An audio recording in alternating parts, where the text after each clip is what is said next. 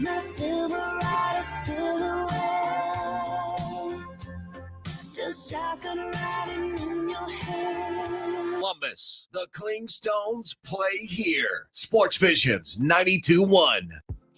You're listening to the Sports Visions Morning Show, brought to you by Global Diagnostic Services and the Finley Firm. Here's DJ Jones and Thrift Barringer. Good Wednesday morning and welcome everybody to another edition of the Sports Visions Morning Show. I am Walter and Betty Jones's baby boy, Daryl DJ Jones. Coach Larry Bush's grandson is back in the lineup. Thrift Barringer, good morning. How are you, sir? Great morning, DJ. Ready to rock and roll, battling a little stomach virus. Glad to be back in studio, man. You know how it is when you get back from vacation. Absolutely. Something always lingers with you, man. Absolutely. But glad to have you back in the studio, big guy. Got the band nearly back together the other day. When was that? We were back? Monday. We were all here. And, of course, Richard is out today and, of course, taking care of his daddy duties. But, Thrift, we're glad to have you back, man, and again in the saddle. Obviously, just days away from one of the biggest sports seasons of them all. Oh, yeah. Football is just days away. We got our exhibition game on Friday. You got media day on Friday and Saturday, and you got multiple ones coming up in the next few weeks. It's here, DJ. We're already here in football season. Absolutely. First of all, let's say hello to everybody out there in Facebook land. We thank you so much for allowing us to help you get your day started, and we don't take it for granted. We definitely know that we are here for a couple of reasons, and we're here to entertain you, we're here to educate you, and we're here to inform you on the goings-on in the world of sports. The only live and local sports talk radio show in East Alabama, West Central Georgia, and we are just doggone glad to have it. Thrift, I tell you, man, we're just very fortunate to have an opportunity to do something like this.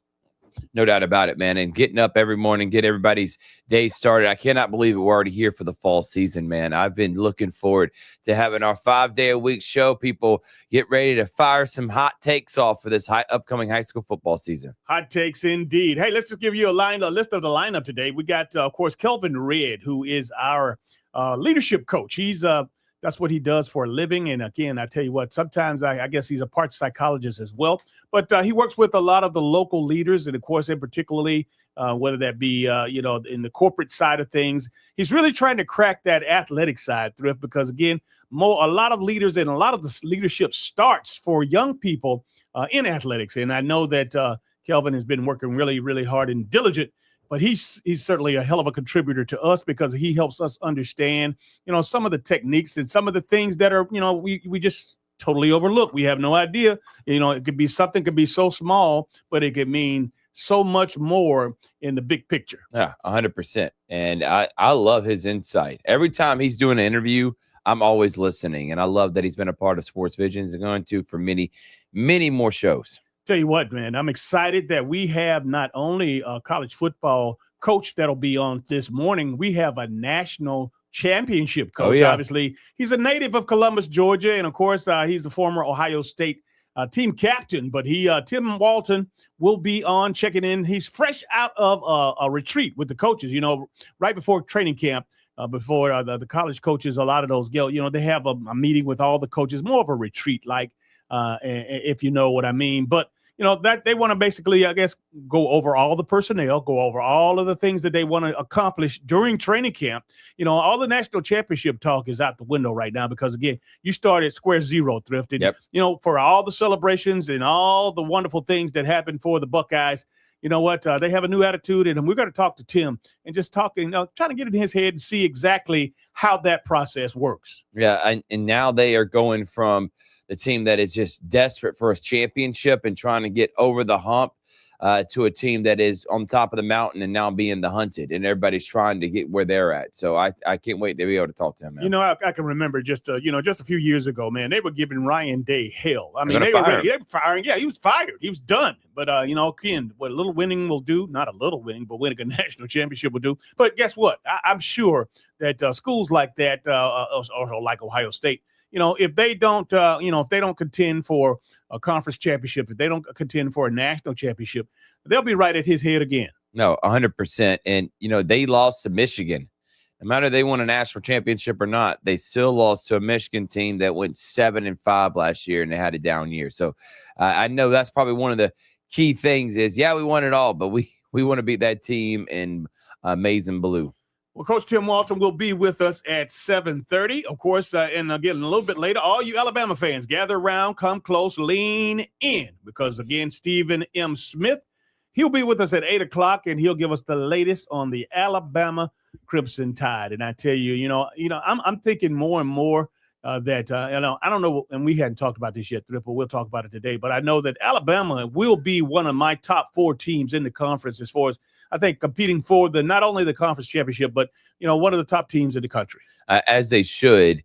And if Ty Simpson is what Kalen DeBoer thinks he can be, I think this Alabama team can be maybe even the top 3 team, maybe even top 2.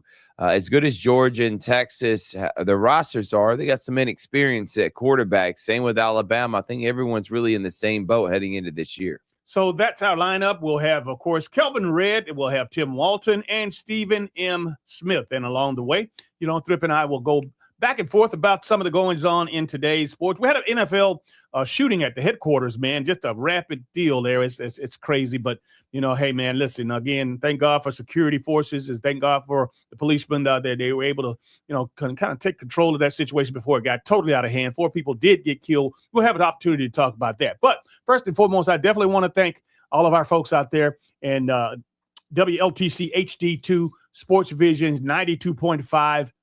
92.1. I got to give us 3 more points through 92.1 land. We love you, but it ain't a damn thing you can do about it. Hello, somebody. All right, that's that tenor that I love to hear through. That's that tenor, man. Okay, listen.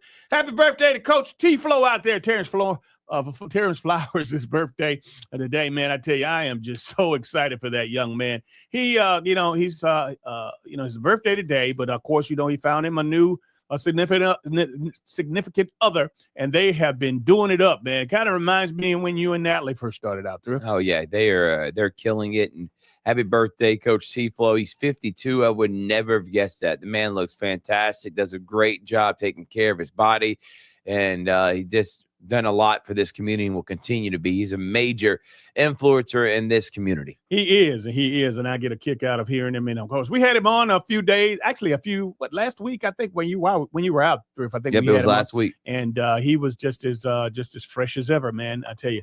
And so, happy birthday, buddy! I hope you enjoy yourself out there. Thrift. Also, while we're talking, the Columbus Clingstones, they are back in action. They're down in Montgomery in the Gump, down playing the Biscuits, man. And I know when, the summertime is here and it's the dog days, man. That's what they say. Them dogs are barking. I mean, when it's so hot, it is really hot. But the fact of the matter is that, we are hoping and we're praying that the Clingstones will, get a good grab. They had a great start to the second half of the season, but we're trying to compete for one more. It's 2 of those spots in the playoffs have been already taken, but got 2 spots still left. Hopefully the Clingstones can prevail. Yeah, I'm hoping so too, man. And listen, they got off to a good start. We're game above 500, and they lost 5 of 7. So we're hoping that this week they can get back on track. Still only a few games out, and they still have members between them and 2 other teams for that final playoff spot. I think they have just as good a chance to make the playoffs still. Yes, indeed. Hey, the Atlanta Falcons, are in training camp, and so far so good. So far so good. I know that everybody's excited about Pennick. We'll have an opportunity to talk about the Falcons and what they're doing. I know Darnell Mooney, their number 2 receiver, he actually went down with an injury, man, upper extremity body injury. But he's going to miss a couple of weeks. But in the meantime, Drake London and Bijan Robinson is having a great camp so far. And, looking for just some excellent things out of the Atlanta Falcons, man. Just there's no reason in the world for us to go another season without at least any kind of playoff contentions. But the bottom line is I think that the Falcons have done what they needed to do as far as help themselves in the draft, as far as getting some aggressive pass rushers. The 2 pass rushers, of course, the edge rushers that they got in the draft, are young. And, of course, that might be a good thing because they're relentless. I know that James Pierce had a big brawl. He started a couple of them over, a couple of days ago in practice. But when you hear about training camp brawls. Normally, unless it's just thugged out, that's a sign of enthusiasm, Thrift. You don't want them to hurt each other, and it's hard to do when you got pads on, they're swinging and clubbing. I never understood that. I when I fought, or the few times that I did fight, I didn't clobber a guy on the head and try to hurt my fist because he's got a helmet on. But you see those guys slugging it out. They have no clue. It doesn't make any sense. It's the dumbest thing I've ever seen in my life. You're punching someone with a helmet on. I mean, they're really feeling it, aren't they, DJ? And honestly, the only person that gets hurt is the guy that punches the person in the helmet. A little closer to home yesterday, Thrift, we had the Sports Visions tour on the road, and a speaking tour, that is. Of course, the bus pulled up over at Girls Inc., right off of Victory Drive over there. And, of course, shout out to, the Summer and Leadership Basketball Camp. And, of course, that's put on by, not only the Housing Department, the Housing Authority, but the Morehouse School of Medicine and Girls Inc. Combined, and a slew of other folks. Had about 70 kids over, and had an opportunity to go over, man. Coach Mike over there, along with, Trey Giles. They were doing a phenomenal job. Had some outstanding helpers. Even they had some kind of a collegiate internship working with had some students in from all over the eastern seaboard. I mean, of course, from Hampton University, Alabama State, University of Alabama. These were some young college students that were actually at the camp working to help these young kids. And I always enjoy talking to the young people and about opportunities and life choices. And if with today, and I'm sure that your family included in your upbringing, just having you a plethora of activities to keep you busy. Yeah, and the main thing was getting a routine before the school year started, because no kid should have to start, and it's like a punch in the face if they don't have routine and getting up and doing things. You go all summer with none, and that allows you, when they start school, it takes them weeks to get acclimated back to normal schedule. So that is why it was important to be a part of camps and stuff like that, just so kids can get understanding of doing something over and over again, knowing that's what's about to happen when school starts. Shout out to Chandra Edwards with the Morehouse School of Medicine. Of course, she always is looking and helping, and understand that, that's what you have to do. You have to get involved. And again, you have to make a difference. It's one thing to talk about our young people, but what are you doing to help? That's what I say. I mean, again, every little bit counts. I don't care. I mean, but if people can stand on top of the highest mountain and say, man, these kids are, they're not like they were when we were young. I mean, well, guess what? You still got to put in some work. You got to spend some time with these kids. Yeah, no doubt. And honestly, kids are having to go through a tougher time period than ever before. Think about everything that this period has to offer, and the social aspect of it, and how to learn to build relationship and talk to people. They are not learning anymore, DJ. That it's not a requirement because they don't have to. And I'm with you. It's about giving back, not blaming the youth for everything, giving back. Because, again, the youth have to learn somewhere, and that is where us, the older generation, have to give back to them. Absolutely. And Thrift, before we go to the break, I do want to reiterate the fact that we do have some media days that are coming up. And obviously, for the sake of, football season, we'll find out what the coaches think about their upcoming season. We'll have an opportunity to listen in on not only that, but hear from some of their better players. Looking forward to that. I know today, the East Alabama Media Day, I believe it is up in Opelika. Yeah, it's continuing. It started yesterday, and I know it goes on to today. So I know they do a good job doing that up there, and we'll have several more that we'll be doing here around locally. On Friday, we got Muskogee County Media Day, and then Saturday is Brookstone. And then we'll have other individual media days for some of the local schools around here in the next coming weeks as well, because August 15th, this coming Friday, 2 weeks, we got football already. Absolutely. Unreal, man. And talking about Muskogee County School District's Media Day on Friday, I mean, I don't know what else can Kendall Mills do. He's the new athletic director for Muskogee County. Jeff Battles pretty much has set the template for that. And again, do you see anything needs to be done differently, or anything needs to be added as you have been to the past several? I maybe a little bit more information in the packets. Aside from that, I honestly think they do a pretty good job at it. We get in, we get out, we get access to the players and coaches to ask questions. I'm pretty much okay with the format. It's just the information that we can have at our disposal is very important. And we love to use that for the entire season.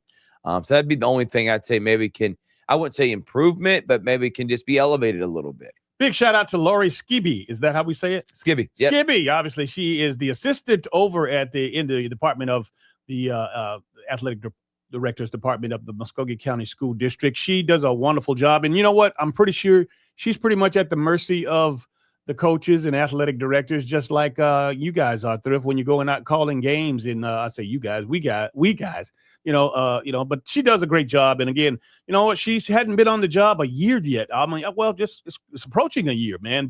And then she's done a phenomenal job stepping right in. And of course, having Kendall right there. Again, I'm sure that Kendall's very comfortable knowing at least that, Jeff is here. But, again, Lori has had a year under her belt. And, man, I tell you what, she is probably just as helpful as anybody. Yeah, 100%, man. And I really do appreciate Lori and what she does. And she's been awesome and very open to conversations and allowing us any information we may need to be successful. All right, Thrift, let's go ahead and take our first break of the day. You are watching Facebook Live, and you're listening to WLTC HD2, Sports Visions 921. This is the Sports Visions Morning Show.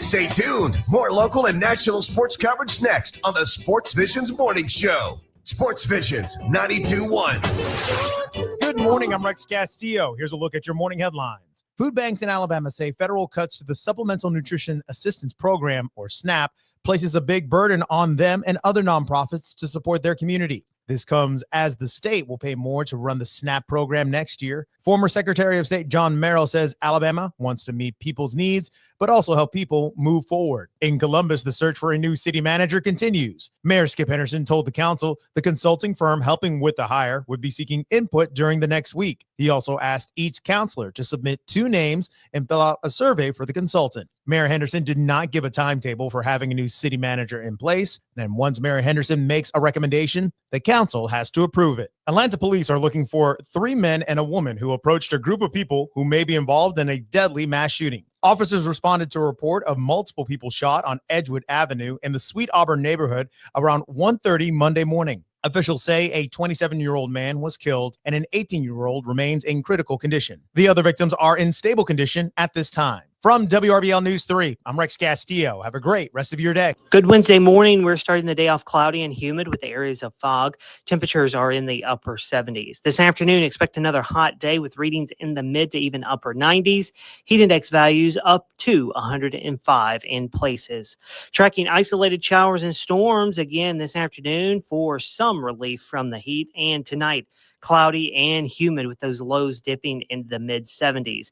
We are tracking a cooler pattern trending for the upcoming weekend. ProvidaFest Indie Music and Arts Festival is Saturday, August 16th at Woodruff Park in Uptown from 10 a.m. until 10 p.m. Rock out to live local artists, play fun field day games, enjoy delicious food trucks, and explore tons of cool vendors. General admission is just $30, but students score entry for only $20 with code STUDENT2025. You got friends? Groups of 3 or more pay just $15 per ticket. Grab yours now at ProvidaFest.com. ProvidaFest, the perfect way to wrap up your summer with good vibes, great music, and unforgettable memories. Hi, Zoe Saldana. Welcome to T-Mobile. Here's your new iPhone 16 Pro on us. Thanks. And here's my old phone to trade in. You don't need a trade-in. When you switch to T-Mobile, we'll give you a new iPhone 16 Pro. Plus, we'll help you pay off your old phone up to $800, and you still get to keep it. There's always a trade-in. Not right now at T-Mobile. I feel like I have to give you something in return for karma. That's okay. I don't really have much in my purse. Oh, let's see. Hand sanitizer. It's lavender. I'm good. Seriously. Let me check this pocket. Oh, mints? Really, I'm fine.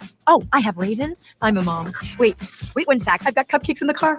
It's our best iPhone offer ever. Switch to T-Mobile. Get a new iPhone 16 Pro with Apple Intelligence on us. No trade-in needed. We'll even pay off your phone up to $800. With 24 monthly bill credits, new line $100 plus a month on experience beyond finance agreement $999.99 and qualifying for it. For well qualified plus tax and $10 connection charge. Pay off via virtual prepaid card allow 15 days. Credits end and balance due if you pay off early or cancel. See T-Mobile.com. 6 straight days of baseball, and big-time promotions hit Synovus Park as the Clinkstones host Rocket City August 5th through 10th. Bring your pump out for Wet Nose Wednesday, presented by the law offices of Gary Bruce. And crack open Thirsty Thursday with $3 domestics and first responders tributes. Friday features post-game fireworks and a visit from Friends of Amos Children's Hospital, presented by Piedmont Health. Saturday's got a replica black jersey giveaway for the first 1,000 fans, presented by Kia Autosport. Sunday wraps up with Kids Run the Bases thanks to Wits Rose and Custard. Get your tickets now at Clinkstones.com. Man, look at that return day old King, man. Oh, wow.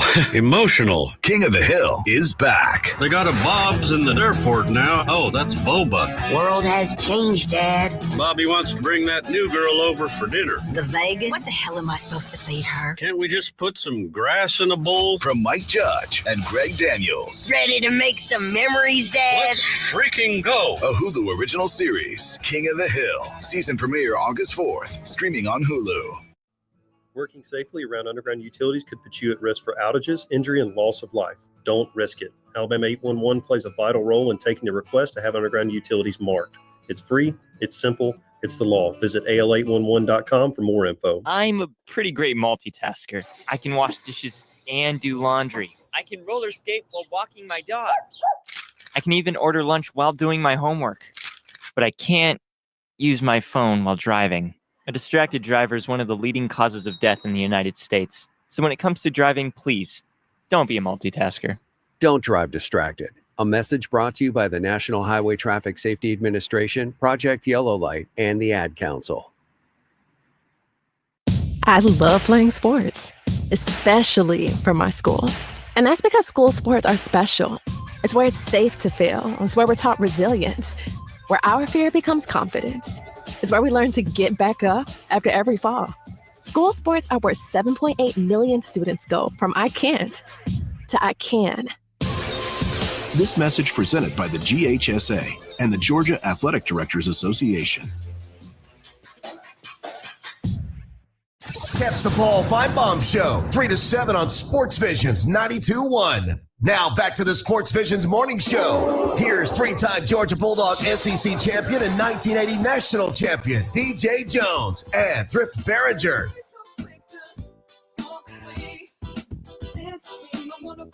Welcome back to the Sports Visions Morning Show. It's Hump Day. Boy, I tell you, man, already Wednesday, headed downhill. It's hot out there, folks. Hey, don't forget to hydrate. Thrift, you know what?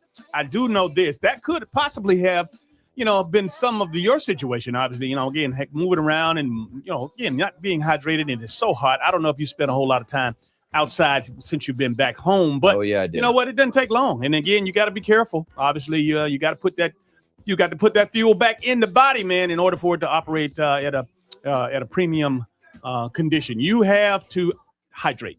No. Hydrate. Yeah, so when I got back on Saturday night, Sunday, I did a lot of to-do lists, which was cutting the grass in 100-degree weather, and I definitely feel like I got dehydrated on Sunday, and then tried to make a comeback from it, and then eating not great food. I just think it was just my body finally crashing, just trying to catch up from what has been a busy last couple of weeks. Yep, it makes sense now. Again, we're coming back and jumping right into it out in the sun. I forgot about the grass cutting and trying to tidy up the house and get everything back together. But killing myself again, man, I tell you, what you have in front of you, Thrift. You have to, as a leader of Georgia Alabama Sports Live, you have to make sure that you are operating on all cylinders because, again, you're the quarterback, you're the leader, you're the boss, you're the head honcho, and again. Having a healthy mind and a healthy body definitely will attribute to a great season. And the emotions that you have to and the energy that you have to have calling those games. So you have to be, definitely in tip-top shape. And hopefully, that's just a little deal that you can shake off and get right back into it. Yeah, no doubt. It's something that I know starting next week. It's from August of next week until the end of May. It's nonstop, no breaks, constantly streaming, always having stuff to do. So I want to make sure I'm prepared, feeling good and rested and ready to reset and take on this upcoming year. Do you believe in supplements? I do. And I do believe in taking care of my body and drinking a lot of water. And I've not done any of that. Especially over What are you thinking, dude? Especially when I was at at the beach, there wasn't much water being drank there. It was a lot of other drinks, having fun, DJ. So trust me, that was just a lot of bad eating and just having a good time. And now it's caught back up to me. Got to get back into the flow of things. Absolutely. Hey, I want to give a shout out to my grandson, K3, who had an opportunity to come to the studio. Yesterday. Yeah. Wow. Yeah, he loves it when he comes in, man. It's a great opportunity for him to get in here and to dream a little bit. I tell you, when we were that age, buddy, we didn't have that. I didn't have that opportunity to go into a studio and to think about even being a radio or broadcaster. I was just only thinking that I had was those guys on television that did those NBA games, those NFL games, those Major League Baseball games. And, that's where I got it. I saw it. And then I went into my mom's, even get her brush and get in a mirror and using it as a microphone or the mop stick, the old reliable mop stick. That's always the big microphone that we would use. But yeah, K3, really tried to figure out how I can introduce or how we could get him and FJ together. And your other, your nephew, Bryson, man, if I could get those those guys aren't planning to get together anytime this week, are they? Yeah, FJ's not at the house right now. Okay. So whenever he gets back later this weekend, he has to take turns. So whenever he gets back this weekend, hopefully, because you said he's going to be here for a couple of weeks. He will be here this rest of this week and next week. And, okay, good. Yeah, exactly. So, awesome. I was, man, I got out in the yard and was playing catch with him out there. And I was feeling pretty good, man. I got the old hop, skip, step, man. Do they still do that anymore? Yes, the crow hop. The crow hop. You have to do the crow hop now. That's how I do it. That's just what we learned, D. Yeah, I tell you, man, again, in my mind, I thought I was doing something, but as I look back at the video, it looked like I was going in slow motion. But yeah, again, coming up in just a little bit, Kelvin Redd, his dad is the legendary Coach Redd, James Redd, Hall of Famer, Chattahoochee Valley Sports Hall of Famer, and Central's actually a Phoenix City Hall of Famer as well. But the fact of dealing with these, decisions that have to be made. And of course, when leadership changes, you might not think that it's important, but we know when it's a new coach, when it's a new sheriff in town, when there's a new principal, when there's a new boss in the office, things get a little red, a little anxiety goes on. And you know what? It's just human nature. Right. But the anxiety doesn't necessarily always just come from the employees or the students or the players on the team. Some of that anxiety might come from the actual leader, the coach, the guy that's going stepping into the new spot, or the guy that's changing positions. They want to respond because they want to be the best that they can be. They want to win. They want to have success. They want to be productive. And Kelvin Redd does a great job of translating that language, if you will, and making it where we understand it. Because again, a lot of that stuff is over our heads when you're talking, all of that technical information. But Kelvin has a way of making you understand and making you believe that, and making it simplifying it. That's the word I'm looking for. He simplifies it to a point of saying, okay, that's it. Yeah, 100%. And that's why I love being able to talk to him, listen to him, any type of interview.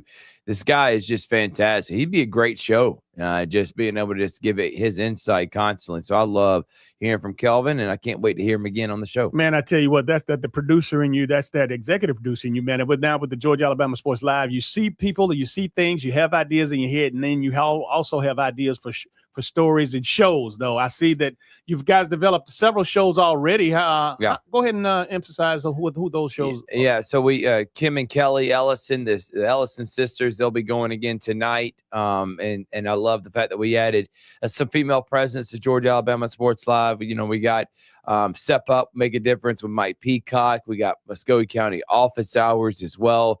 And anyone that may be interested, I'm always listening ears about someone that if you want to do a show. So I'm always expanding, always about content. We need a lot of that for the summer, DJ, because as fall starts, it's not like we'll be looking for space. We'll be broadcasting games almost every single day. And just to put a disclaimer out there is just that, again, he says he's listening. He didn't say that he was going to give you a shot. No, listening. The storylines and the ideas and all of that stuff, it has to make sense. It has to make sense. Does it have to be an athletic related deal? No, I'm not as bad as about the I would like sports related to it, but if you're trying to do something different that has sports ties to it, but it's not fully owned sports, I'm all about having a conversation. I am. Here's the thing, guys. It's one thing to talk a good game saying, I love to do a show, cut on. I want to do a podcast. I want to do this and that. And it's another to stay consistent with it. There's nothing worse, in my opinion, DJ, than starting an idea and it don't pan out. You don't even at least give it a year, a full effort. And I see it all the time. And that's fine. It's not going to happen on my platform because I hold everyone else the same standard, which is if I'm going to be busting my butt and I'm giving you a platform to put your thing on, I'm not babysitting. If I have to babysit, you're just not going to be on it. Yeah, absolutely. All right, let's go ahead and take a break. When we come back, we'll have an opportunity to hear from Calvin Red. That's him. He's the leadership coach. And, of course, maybe you can take some nuggets from it. You're watching Facebook Live, and you're listening to WLTC HD2, Sports Visions 921. We are your hometown sports guys. In Georgia, oh yeah. I get my from California. That's that. I took my chick up to the north, yeah. I get my light right from the source, yeah. Hey, it's Dan Patrick. Thanks for making us your home for local, regional, national sports talk in the Chattahoochee Valley. This is Sports Visions 92.1. In Iraq, our truck hit a roadside bomb. I had about 16 surgeries on my hand so that I could regain function. And when I came home, I needed a new roof due to a storm. And my electrical was deemed unsafe. And I was about to lose homeowners insurance as well. I didn't really know where to go in order to get help. And so I applied for Operation Homefront Critical Financial Assistance Program. They've really been a blessing.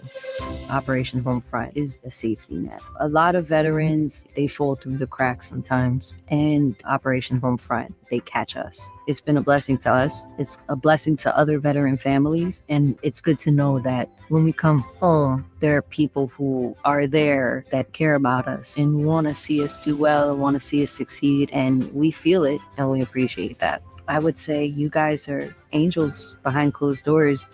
Visit OperationHomefront.org to learn more.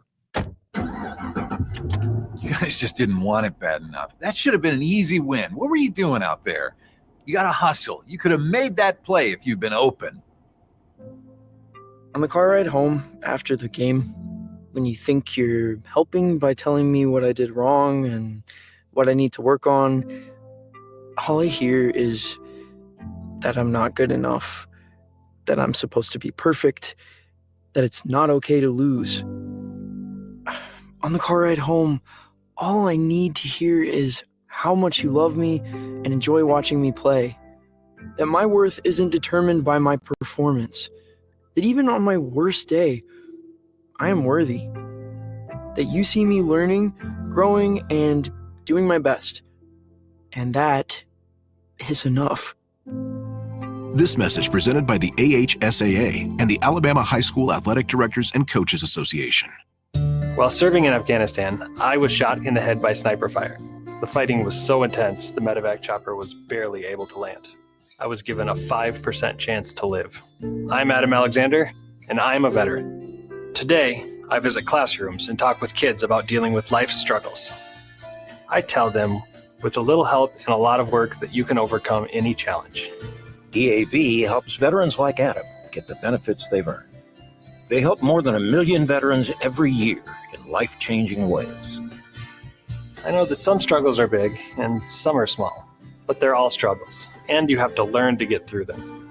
With support from DAV, more veterans like me can live their best life. And as a new father, I have one more reason to keep on keeping on. My victory is being there for the next generation. Adam Alexander, may your victories inspire many more. Support more victories for veterans. Go to DAV.org. I'm Shanola Hampton. Every day, millions of people face hunger. Today, I will share with you some of their experiences. I'm stuck between paying for medications or paying for food. John from Maine. After paying my bills, I can buy groceries. It's sad to say, food comes last. Alice from Oregon. I thought pantries were for less fortunate people, but anybody could be less fortunate in a day or even a second. Claire from Virginia. The Feeding America network of food banks helps provide over 6 billion meals to people in need each year. No one should have to worry where their next meal will come from. Together, we can end hunger. Learn more at feedingamerica.org.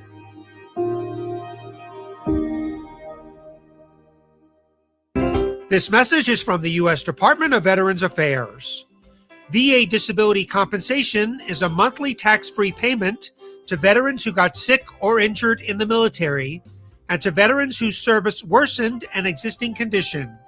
You may qualify for VA disability compensation for physical and mental health conditions that developed or worsened due to service. Learn more at va.gov/disability. Your home for Falcons football. Sports Visions 92.1. Now back to the Sports Visions morning show. Here's Chattahoochee Valley Sports Hall of Famer DJ Jones and Thrift Behringer. Hey, without further ado, let's go ahead and bring on the leadership coach. He's my friend Kelvin Red. Good morning and welcome to the Sports Visions morning show, sir. Good morning, guys. How you doing? Wonderful, man. Wonderful. I tell you what, boy, you know what? It must be nice to have booking agents to have to, go. Of course, you have to hire them to keep up with your schedule and to make sure that you can, serve all the people that are, that are calling on you at this point in time. Is it a special time of the year, or is it like that all the time? It's a blessing. I mean, it really is a blessing. The phone is ringing, and I'm not complaining at all. Typically, though, it used to be that the summer months were my busy months because educators were going back to school and they wanted these, the back to school workshops and that kind of thing, free service. But I'm telling you, the last couple of years, it's just been year round. That's awesome. That's awesome. Let me just do this before we get into the heavy lifting. Let me go ahead and let you officially announce what you do, how you do it, and when you do it. All right. So that title down there, leadership coach, I'm about to change it because I'm really, I'm certified in Emergenetics. It's a brain-based personality test. And I kind of call it my gateway drug because it opens doors for organizations. And it tells you why you think and behave the way that you do. Most personality assessments, they just tell you why you behave the way that you do. And I can tell you what you do, the intensity with what you do, and why you do it. And so that's the number one thing, because you're leading people, yes, but you're leading personalities more than anything. And Emergenetics, more than anything, is a productivity tool. Like, it is a productivity tool. And I can look at your Emergenetics profile and I can show you right off the bat, where you get your energy from. And then after that, see, here's the deal.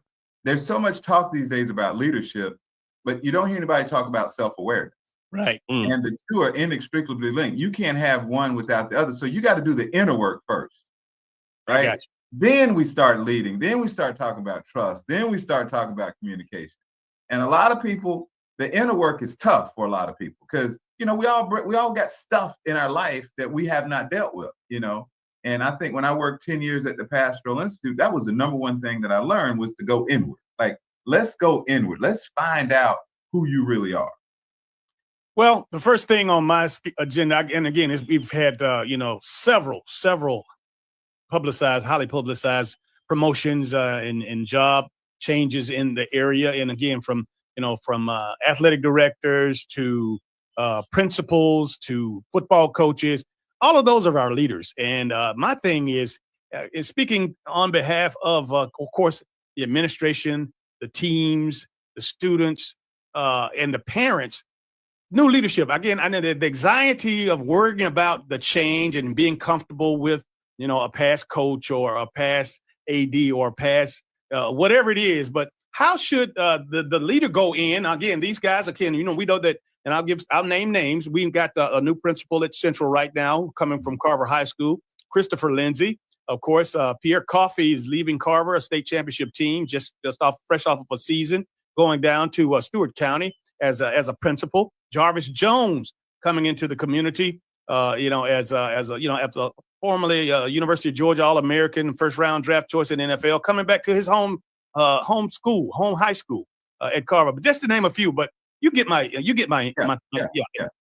Well, the first thing I think they really should do is to come in and get the lay of the land, understand the culture that you're walking into. Unlike a business environment, when you're walking into government or education, it's extremely challenging to go in and change the culture.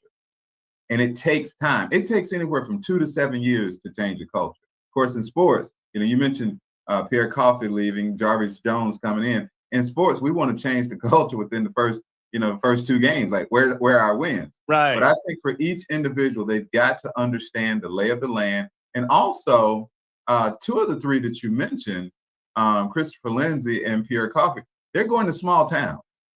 Okay. And so when I was on the school board and we would have these state conferences, one of the things I would always point out to them when we had these leadership trainings, I said, you need to talk about the small town effect. You talk about people like Tiger Woods and Michael Jordan and all these popular athletes who are under a microscope. Well, you try living in a small town. Good point. You know what I'm saying? Yeah. It is very challenging. And so you got to get to know the lay of the land. You got to understand the culture that you're walking into. But I think something that's really, really critical is you've got to understand the personalities of your employees. Because when you say I'm leading people, then you tend to put people in one box and say, well, I'm going to lead them and they're all the same. Well, everybody's wired differently. You really got to understand that. Kelvin, I know that there are many different types of leadership styles, and I want to compare it to being in the military. I know that I deal with people from all walks of life, and there's that authoritative leadership, and then there's the more laid-back approach. But how important is it to have a balance, to not only know your audience, but to be an effective leader so you can get your point across? So you're not pushing too hard, but the people that you are leading get what you're trying to do. Oh, did I lose you all? Okay. Well, here's the deal. I cut my background on servant leadership. When I worked at Synovus, it was the best place to work in America. Mr. Bill Turner, he wrote the foreword to my book right over my shoulder. Yeah, that is a pub. But he used to, he talked about servant leadership. And I remember one day I interviewed Steve Melton. We used to have a servant leadership forum.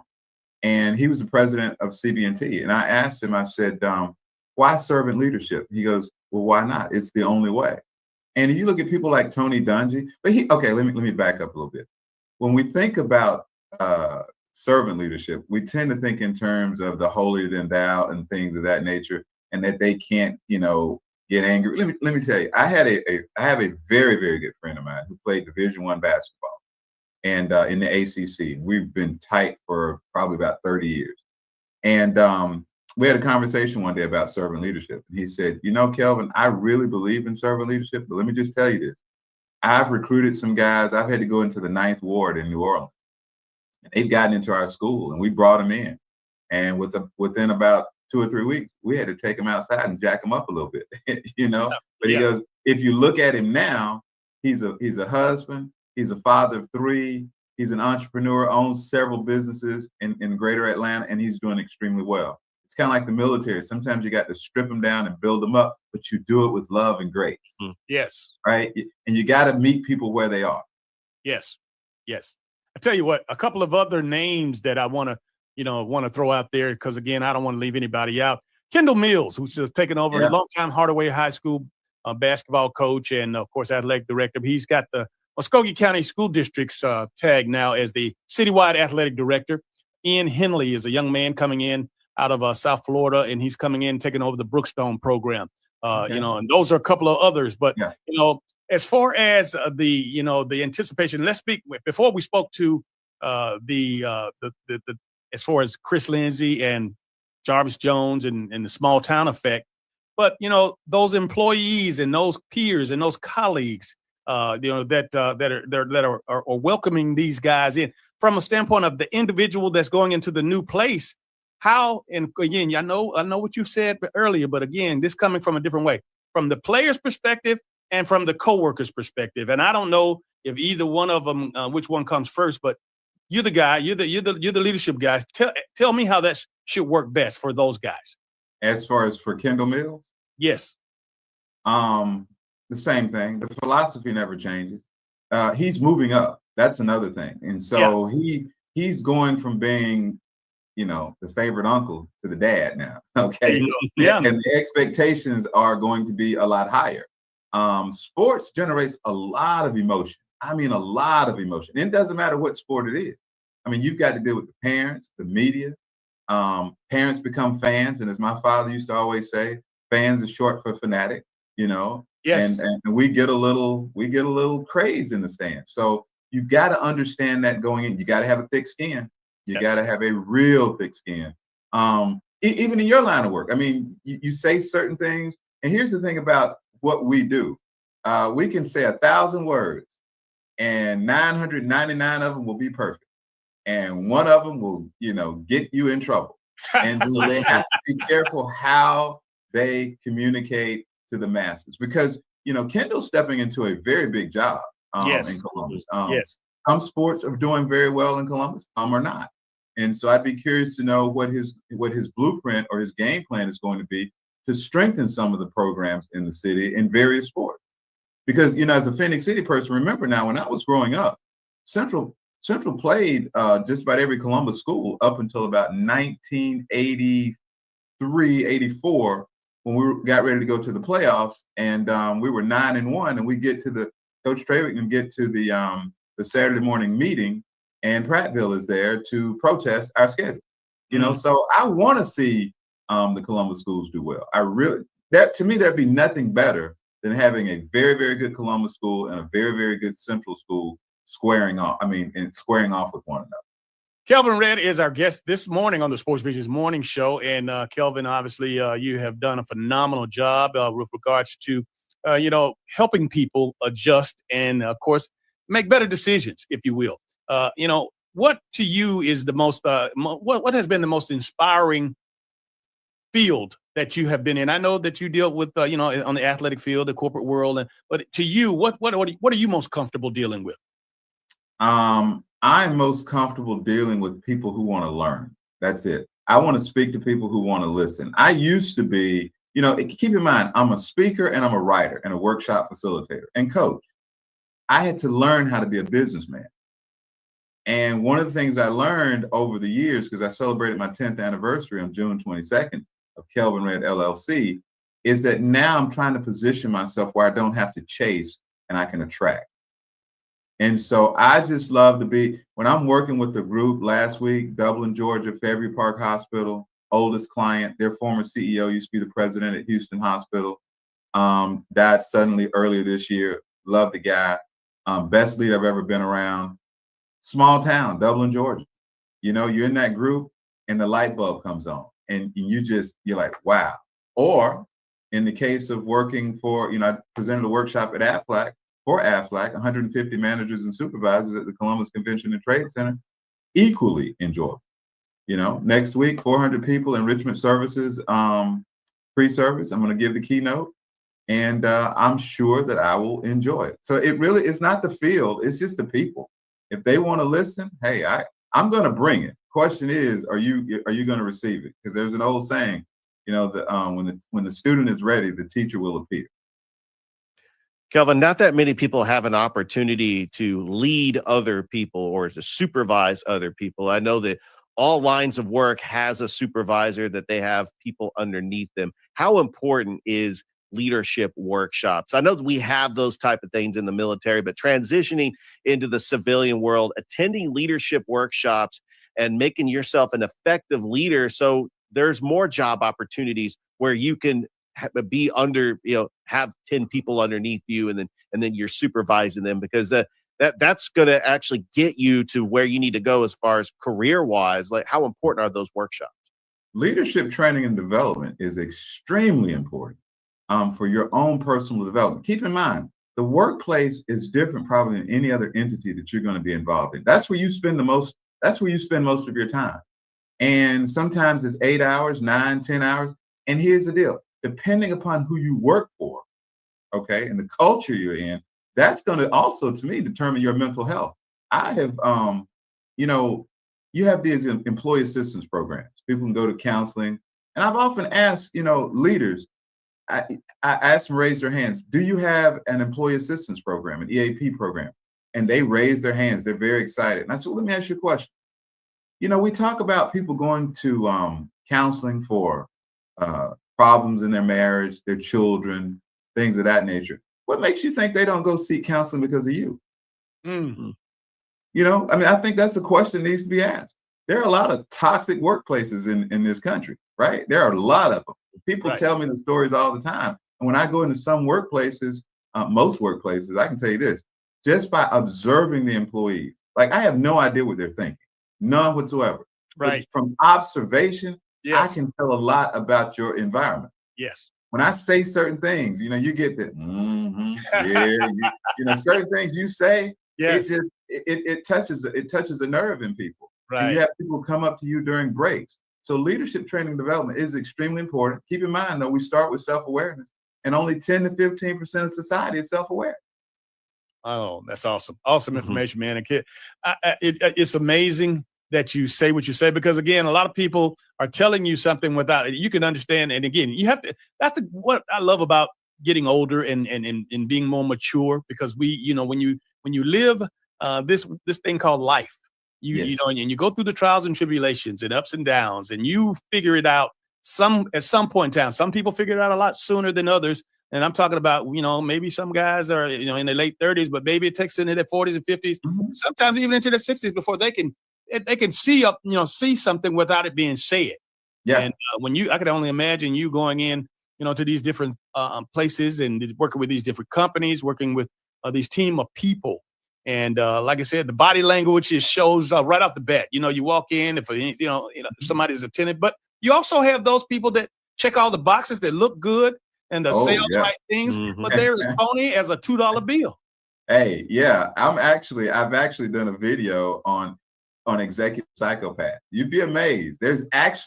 We think psychopaths are the Ted Bundys of the world and that kind of thing. Oh, no. They exist in the workplace as well. I'm going to put that up on YouTube sometime the next week or two. I got a email several years ago from the Harvard Business Review about that topic, and you are dead on. You're spot on, DJ.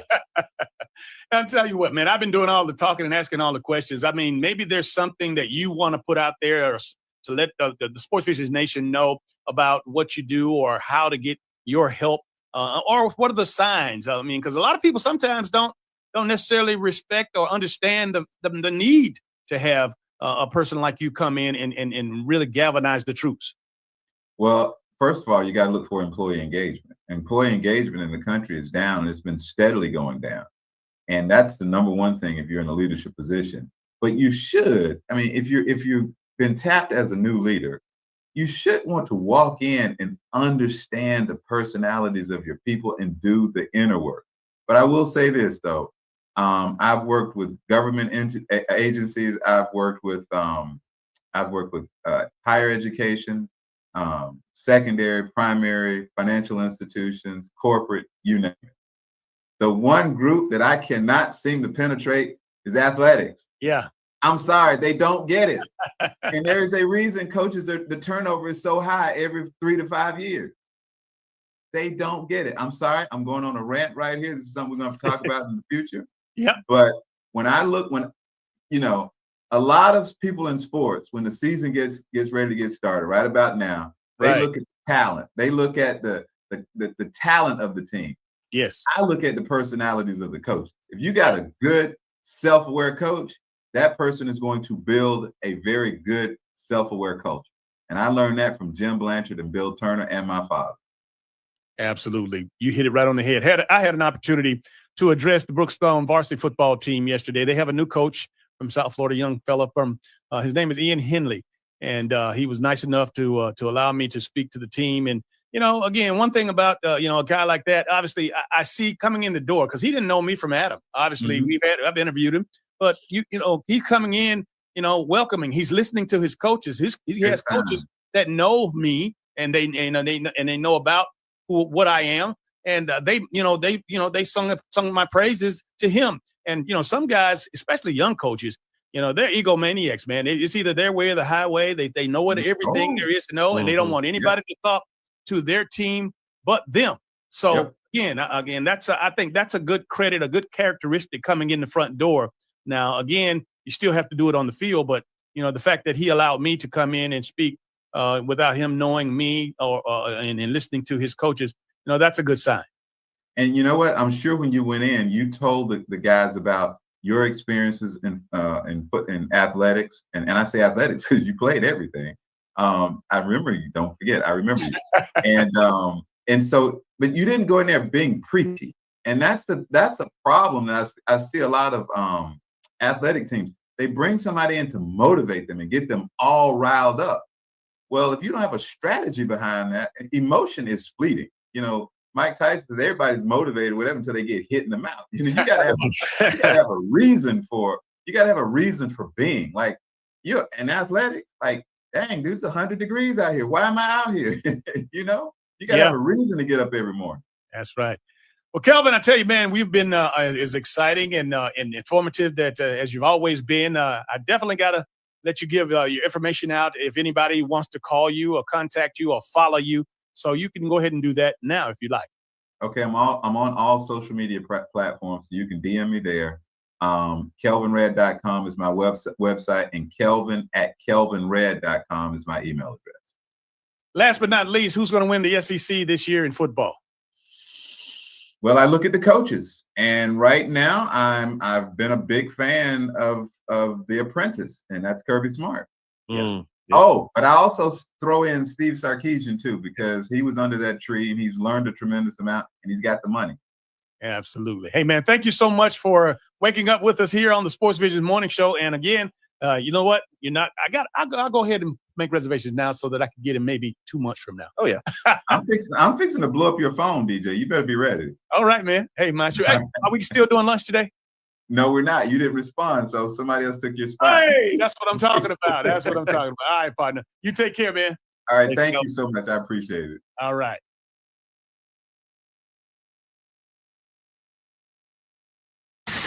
This is the Sports Visions Morning Show. Let's do this. Sports Visions 92.1. Everything is expensive right now. Gas, food, you name it. You're spending more, you are making the same or less money. So what do? You rack up credit card debt. That's what you do. It's not your fault. It's the economy. And guess what? If you rack up too much credit card debt like some of us, you can't pay your bills. Then the credit card companies, as nice as they are, start hounding you for money. Then you start your downward spiral. A smart thing for you to do is to call the Zero Debt. They can help you consolidate all your credit card bills into one affordable payment. Millions of people have done it. It works to make you debt-free. Make this free call right now. It costs you nothing to learn more. 800-628-5675. 800-628-5675. 800-628-5675. That's 800-628-5675. At Cartoons Car Stereo in Columbus, buy it today, get it installed today. That's right, same day installation. Cartoons, Rockford Fosgate products, stereo head units, amps, speakers, speaker boxes, alarms, remote starts, navigation units, Apple CarPlay, Android Auto, and so much more. Get same day installation today. Call or stop by today for details. Cartoons on Veterans Parkway in Columbus. Hi, Zoe Saldana. Welcome to T-Mobile. Here's your new iPhone 16 Pro on us. Thanks. And here's my old phone to trade in. You don't need a trade-in. When you switch to T-Mobile, we'll give you a new iPhone 16 Pro. Plus, we'll help you pay off your old phone up to $800, and you still get to keep it. There's always a trade-in. Not right now at T-Mobile. I feel like I have to give you something in return for karma. That's okay. I don't really have much in my purse. Oh, let's see. Hand sanitizer. It's lavender. I'm good. Seriously. Let me check this pocket. Oh, mints? Really, I'm fine. Oh, I have raisins. I'm a mom. Wait 1 sec. I've got cupcakes in the car. It's our best iPhone offer ever. Switch to T-Mobile. Get a new iPhone 16 Pro with Apple Intelligence on us. No trade-in needed. We'll even pay off your phone up to $800. With 24 monthly bill credits, new line, $100 plus a month and experience beyond finance agreement, $999.99 and qualifying for it. For well qualified, plus tax and $10 connection charge. Pay off via virtual prepaid card. Allow 15 days. Credits end and balance due if you pay off early or cancel. See T-Mobile.com. Famous Footwear has the latest styles from all my favorite brands like Nike, Adidas, Crocs, Converse, New Balance, Birkenstock, and more. And with over 830 stores, Famous Footwear is always nearby with fit experts to make sure my new shoes fit my feet and mom's budget. She says the prices are like really good, so you don't have to overspend to make it famous. Right now, buy one pair of shoes, get one half off at your local Famous Footwear store. Some exclusions apply. Every day, 12 children die from sepsis, more than from cancer. Most people don't know the word sepsis or the symptoms. Protect yourself and your loved ones. To learn more about the symptoms, go to sepsis.org. Hi, I'm Connie Britton. I support Feeding America because they help provide over 6 billion meals to people in need each year. Learn more at feedingamerica.org. Feeding America, 200 food banks strong. This message is brought to you by the Armed Forces Vacation Club, a free membership travel hub for active duty military and veterans. Discover the world for free at afvclub.com. That's afvclub.com.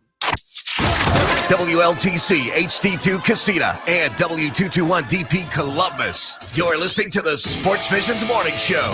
Sports Visions 92.1. Hey, it's Dan Patrick. Thanks for waking up with the Sports Visions Morning Show. Let's get back to DJ and Thrift on Sports Visions 92.1.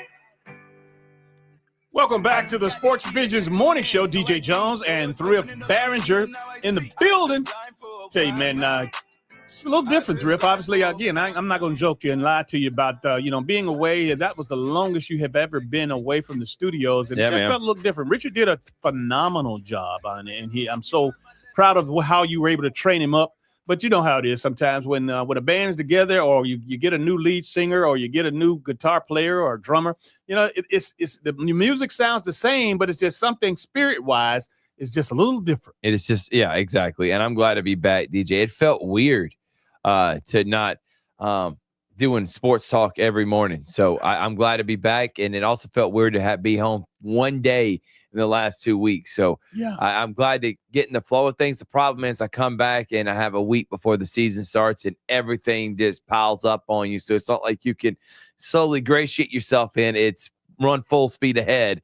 So yeah, I'm just glad that we're ready and we're ready to rock and roll. We'll take it one day at a time, my friend, because you can only do what you can only do. You can only control what you can only control. However, again, Kelvin Red, big shout out to him as well, though. Again, one thing about, I love my takeaway from what he was saying in dealing with all these different situations with regards to these leaders and moving into new administrative positions and coaching positions and the likes is listening more to the people that you will be working with and listening more, whether that's your football team. I know that it's a little different for a coach, but, in a corporate setting or in an administrative setting in academics, the head principal going into a new situation, or the athletic director, as we know our good friend Kendall Mills, and certainly a slew of others that have taken different responsibilities in the school system, is just listening to your people and making sure that they, first and foremost, you hear what they're asking and what what their cry is. And I don't know if cry is the right word, but,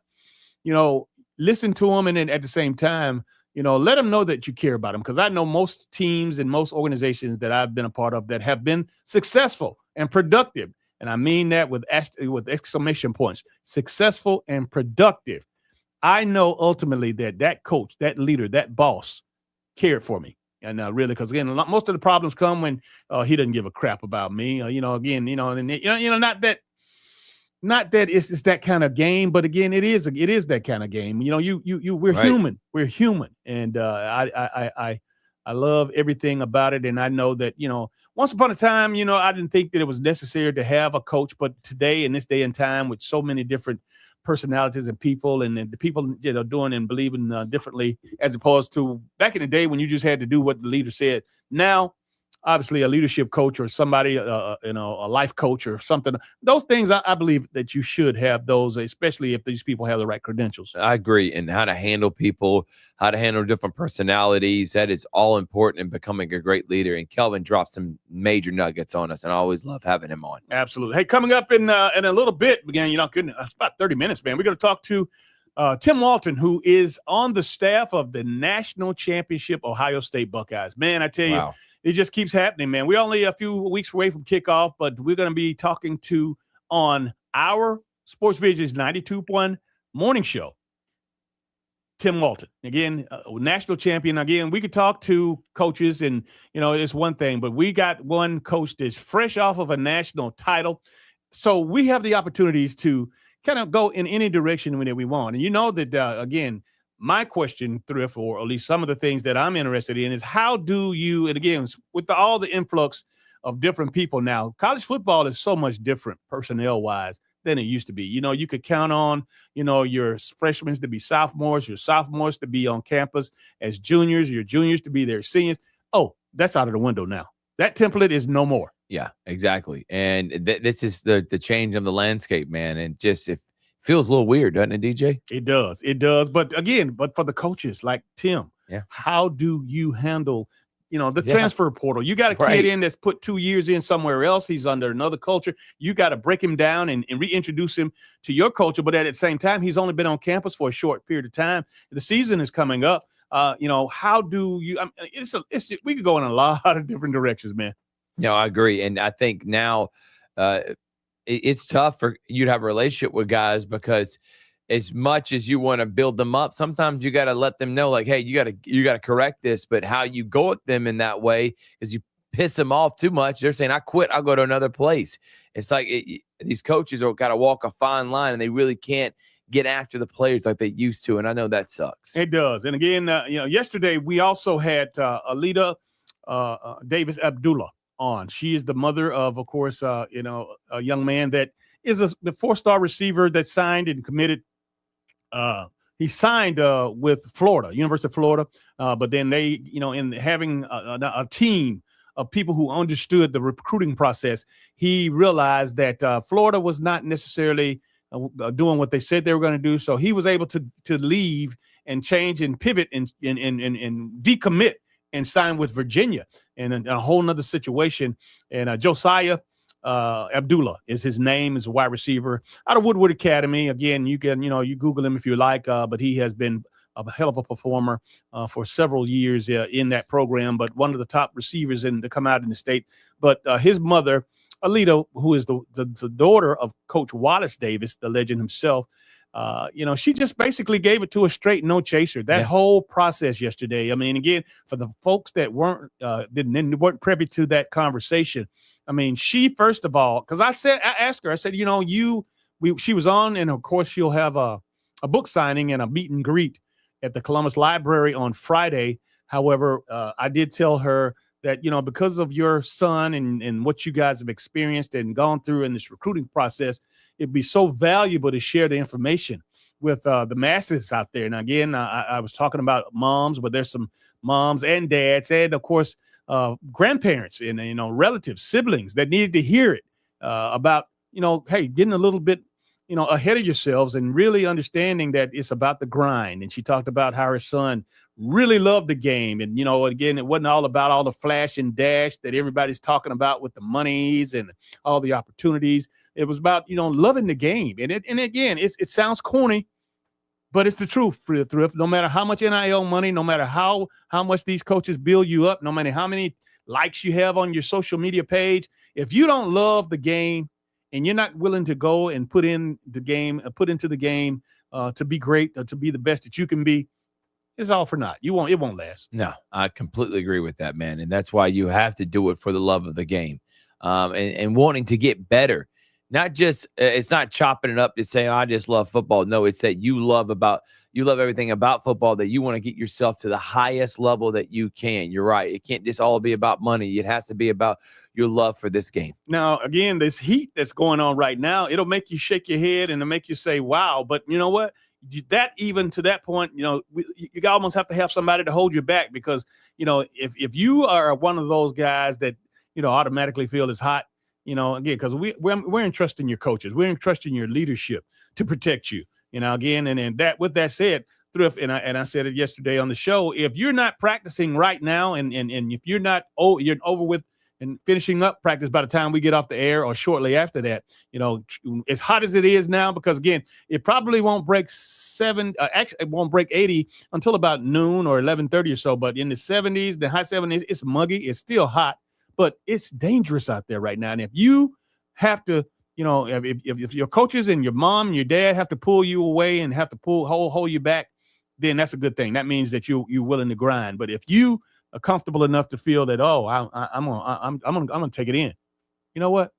You might need to think twice. Yeah, exactly. And that you got to have a good mindset, DJ, when being able to take on these things. So I can't wait to talk to Tim and getting what's the mindset with Ohio State heading in as defending national champion this year. Last year was about how hungry they are. What about this year? What's the message and the mindset heading in now?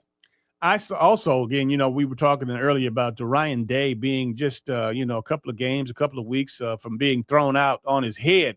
However, again, a pivot came and some things happened. A little momentum got built up, and he's still there. But, I know behind those closed doors when he's talking to his staff, when he's talking to his team, he probably says it's us against the world, and one of those kind of speeches. And again, continuously, and I'm sure that he has a play on words that, we won a national title, but, they didn't think we could do it. Let's go out and do it again. They probably think we're going to lose. Or, that kind of, it's coach speak that's what they call it. But I've been in so many of those kind of rooms, man, that I almost know without hearing him verbatim what the mood is like. And I'm sure Tim is going to relate that as well. Yeah, I think he is too, man. And you're right. Think about what they went through after losing to Michigan, not knowing if you're going to make the playoffs, thinking that you may be getting fired, and going from that to by the end of January, you're on the top of the mountain as the best program in America in 2024 or 25. That's pretty cool, man. And I want to know how they were able to overcome all that and get the guys ready and motivated, and they dominated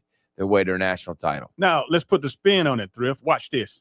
The Auburn Tigers. When you're talking about what Hugh Freeze has to do and say to his players and coaches coming off of a dismal season, a season that was disappointing, a season that was just, a few bad plays away from being a really productive season, a season that, that's the life that he can breathe into his team, obviously showing how close and how talented those players. Maybe the recruiting hadn't been as great, this offseason, but you know what? That roster is full of talent, and it should be. He should be able to salvage, 8, 7, 8, 9 games. Now, I completely agree with you. They need to win at least 8 this year for it to be a success. I just get tired of Hugh Freeze talking, to be honest with you, because Hugh Freeze says a lot of things, which apparently now from SC Media days that he told DJ Durkin, the defensive coordinator, to tell the defense at the end of practice to take it easy on Jackson or on the quarterback, so they always end practice. Wait. What'd you say? Yeah. He told the defensive coordinator at the end of every practice, I need Jackson ending on a high note. So tell your guys, let him throw a touchdown. Let him do something. You've got to be kidding me. And here's the thing. Even if he did do that, DJ, why are you telling the media? Why the freak do we need to know this? Because my whole thing was shut the front door. My whole thing was, if you're bringing him the media day, I'm going out there on hot take. Man, he's already named him his starter. He's bringing him media day. This guy must be really killing it in practice. And you combat that with, well, we're still trying to build his confidence up. We had to bring him messy media days to reassure him how important it is. We had to make him the starter so we can build confidence. Why are you telling us this? This is something you say after he does a good job, because what happens is if that first game he struggles, people are going to say, well, he never had confidence. You told us back in the beginning of August something's going on, and now look. Well, I just don't know why you built in an excuse. And Hugh Freeze is all full of excuses, but to put that out there for the media to know that you're having to tell your defense to take it easy on your quarterback, I just don't know how that was ever a good look. Thrift, just tell me right now, how much rope does Hugh Freeze have, in your opinion? I think if they don't win 8 games, he's fired. I think at least 8, and they need to be competitive against Alabama and Georgia.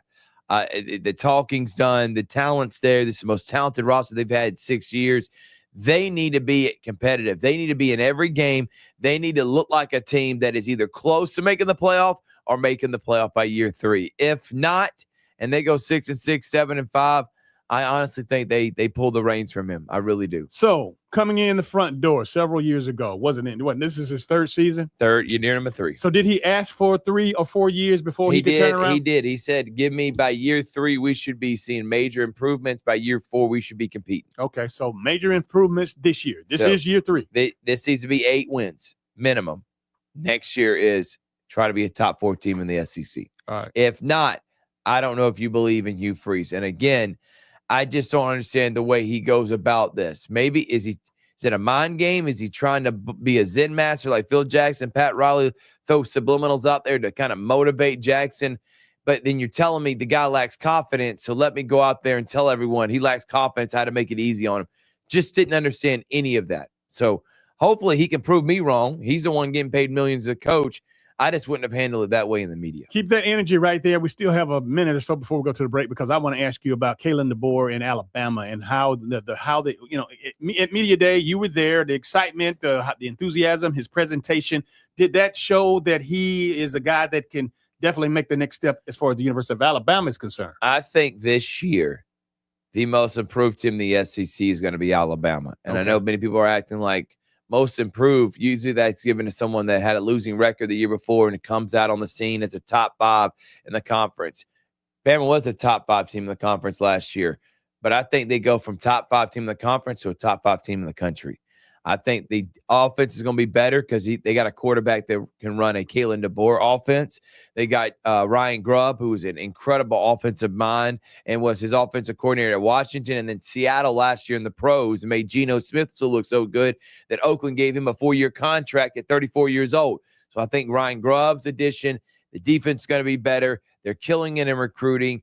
I think Alabama is going to be the most improved team in the SEC this year. So those are the 3 teams that we care about around in our area that we mostly cover. But University of Georgia, Texas, Alabama, LSU. Those are my 4 teams. Yeah, mine too. And my biggest surprise team is LSU. Yeah. They were my team last year, so this is it. If Brian Kelly fails me again, I'm done with him too. Him and Hugh Freeze, I'm going to kick them both to the daggum dumpster fire because I think LSU has the, if not the best, one of the best returning quarterbacks, Right. Garrett Nussmeier, Right. with all his experience. Yeah.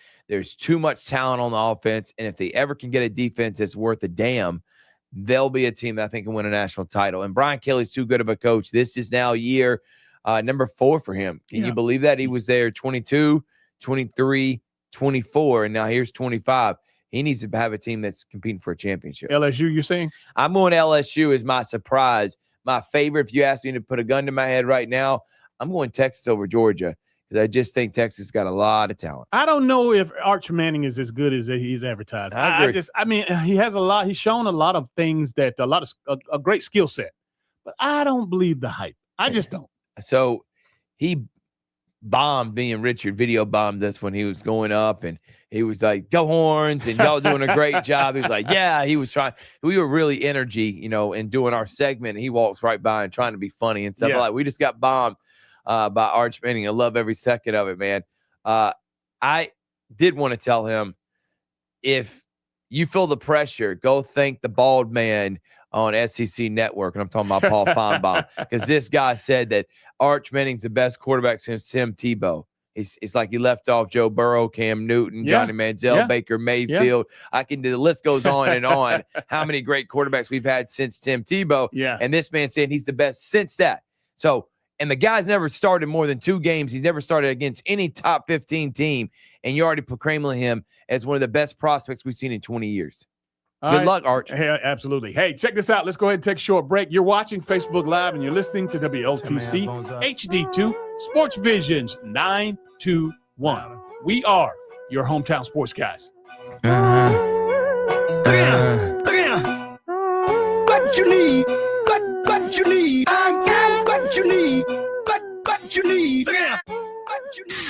This is the Sports Visions Morning Show. Let's do this. Sports Visions 92.1.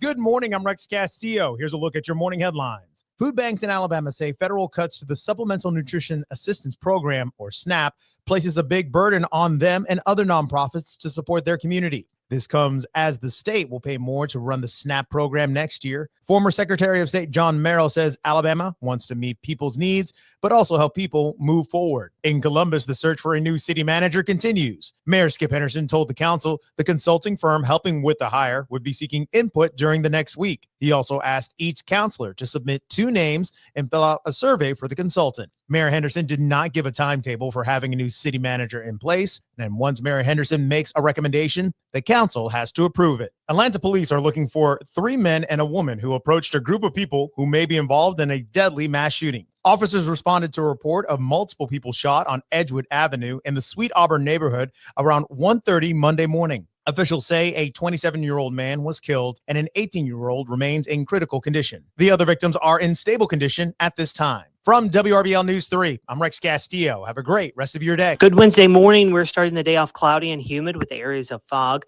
Temperatures are in the upper 70s. This afternoon, expect another hot day with readings in the mid to even upper 90s. Heat index values up to 105 in places. Tracking isolated showers and storms again this afternoon for some relief from the heat, and tonight cloudy and humid with those lows dipping into the mid 70s. We are tracking a cooler pattern trending for the upcoming weekend. Attorney advertising. Georgia. Attorney 770 Good Law Car Accident Lawyers. Paid after dramatization. Top dog does not mean we are the best. No guarantees of success. You see what they doing to Top Dog? They trying to get him out of here. He made America's most wanted. It was a picture of a dog. Me and Top Dog sitting back laughing about it. Like, remember how it started? Remember the first person you bit? Remember what happened? We was in court, they was fighting you. They ain't want to give you the money, so you said, give it to me, or else I'ma bite you, or else they ain't believe you. You bit them. The whole court was mortified. You bit them. Client was happy, doing the happy dance, got a lot of money. He was doing the dance. Now look at you. America's most wanted. You're the dog everybody call. If they get into an accident, any accident, Top Dog Law. 6 straight days of baseball and big-time promotions hit Synovus Park as the Clingstones host Rocket City August 5th through 10th. Bring your pump out for Wet Nose Wednesday, presented by the law offices of Gary Bruce. And crack open Thirsty Thursday with $3 domestics and first responders tributes. Friday features post-game fireworks and a visit from Friends of Famous Children's Hospital, presented by Piedmont Health. Saturday's got a replica black jersey giveaway for the first 1,000 fans, presented by Kia Autosport. Sunday wraps up with Kids Run the Bases thanks to Wits Rosen Custard. Get your tickets now at clingstones.com. ProvidaFest Indie Music and Arts Festival is Saturday, August 16th at Woodruff Park in Uptown from 10 a.m. until 10 p.m. Rock out to live local artists, play fun field day games, enjoy delicious food trucks, and explore tons of cool vendors. General admission is just $30, but students score entry for only $20 with code STUDENT2025. You got friends? Groups of 3 or more pay just $15 per ticket. Grab yours now at ProvidaFest.com. ProvidaFest, the perfect way to wrap up your summer with good vibes, great music, and unforgettable memories. At Target, back-to-school-a-days are here. What is back-to-school-a-days, you ask? We're talking 7 days of deals on looks and styles the kids will love, at prices you'll love even more. Because back-to-school at Target means getting all of the above. Through August 2nd, save 25% on select kids' clothes, with additional savings to round out their looks, including uniforms, leggings, polos, and activewear. Plus, their new favorite backpacks are 30% off. Happy back-to-school-a-days now through August 2nd, only at Target.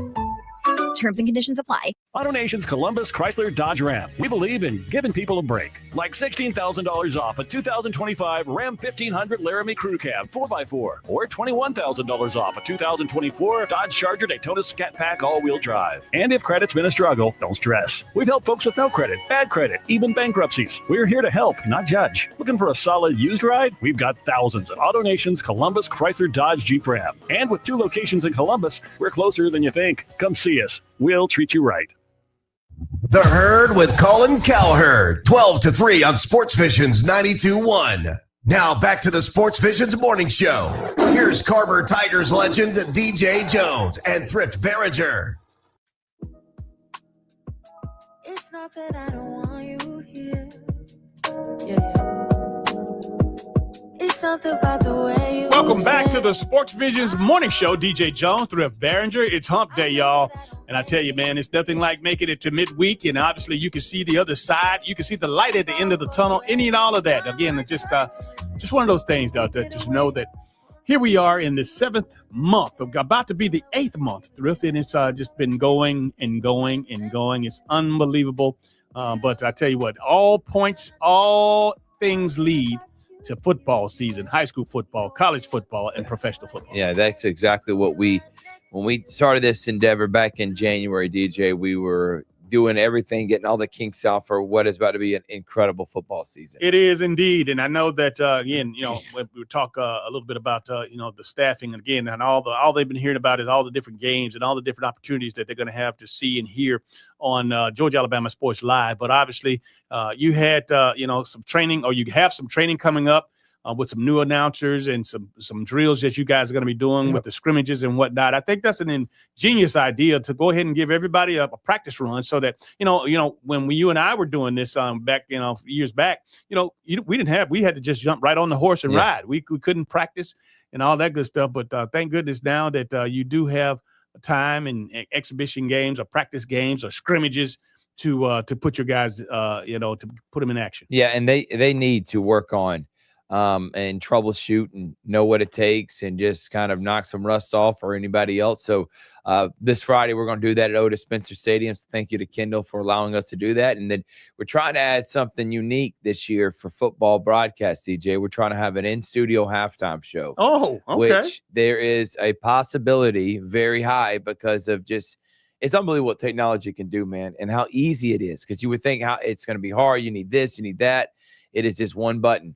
And I don't think there's anybody better doing a halftime show than Big Rich because he loves updating scores all the time, every game he calls. Oh, yeah. So maybe we just make him in charge of the score update. So we're going to see, and we're going to play with it this Friday and see if that's something potentially when we have a Friday night with 4 games, Richard can go in at halftime each one of those games, and you can you give a report and stuff like that. So word on the street was, you're talking about the halftime and the updates. The word on the street was that Gerald Bedgood was going to be making his debut on Georgia Alabama Sports Live. Well, listen, I'm going to tell Gerald I want to have him come hang out with Richard in one location, and they can watch all the games, and he can be the guy that keeps up with the scores and writes it down for him when he does a halftime show. No doubt about it. I love my guy G Good. He actually has done a wonderful job with us, of course, and we just think the world of it. Hey, without further ado, let's go ahead and go to the guy himself. He's the native of Columbus, Georgia. He's a Chattahoochee Valley Sports Hall of Famer. And, of course, he's a national championship football coach for the Ohio State Buckeyes. Please help me welcome. Good morning, Tim. How are you doing, my friend? Good morning, DJ. How things going, brother? Good to catch up with you this morning. I don't know if we got you got to check your your phone there. I don't know. What does he have to do? What do you think is going on? Because we can't hear you right now. Hold on, let me see. Right now, I don't know why that is. Well, I know what the easiest thing to do is to actually reboot. Reboot. How about go in and come, exit out, Coach Walton, and come right back in and do the same thing you just did. If you don't. Okay. Mind. All right. Okay. All right. All We'll right. do that. Yep. All right, We'll take him off screen. Yep. In the meantime, we had that happen yesterday with Alida Wall, Okay. Alida Davis, Abdullah.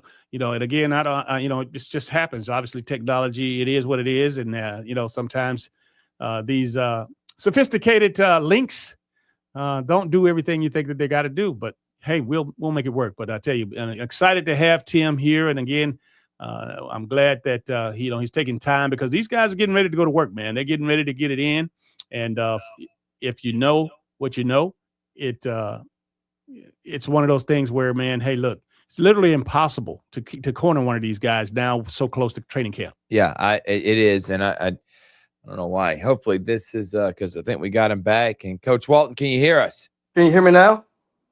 Still got it was something we can't hear you for whatever reasons, and I don't know if you have a control or if you can see anything. That Hold up. You see what's happening? Yes. There we go. So somebody is Coach Walton. That was not you. You're an MVP. You know what you're doing. I'm the producer. I don't know what the hell is going on. Somebody done came in this computer and muted the speaker on it, which I don't know why anybody would do that. So I apologize, Coach Walton. All right, No Coach. problem. No problem. Good morning, man. Thank you for coming on board. I know you're fresh off of a retreat. Coach Day and the staff getting ready for training camp, man. But we got you here, and before it gets real thick. Yeah. Yeah. Looking forward to it, man. We had the retreat yesterday. That's the day before we start up, man. So we start up today and looking forward to it. Hey, man, check this out. Now, again, you got to take us through that. Obviously last season is last season and the national championship celebration and all the festivities, all the autographs, all the pictures, all the pats on the back. What was that experience like, man? It was amazing, man, because, we've been through a lot of ups and downs here. We've been close. If you remember 2022, we were 1 point away from playing TCU in the Natty. So we've had really good teams. The year before we were 11-1. At the end of the regular season.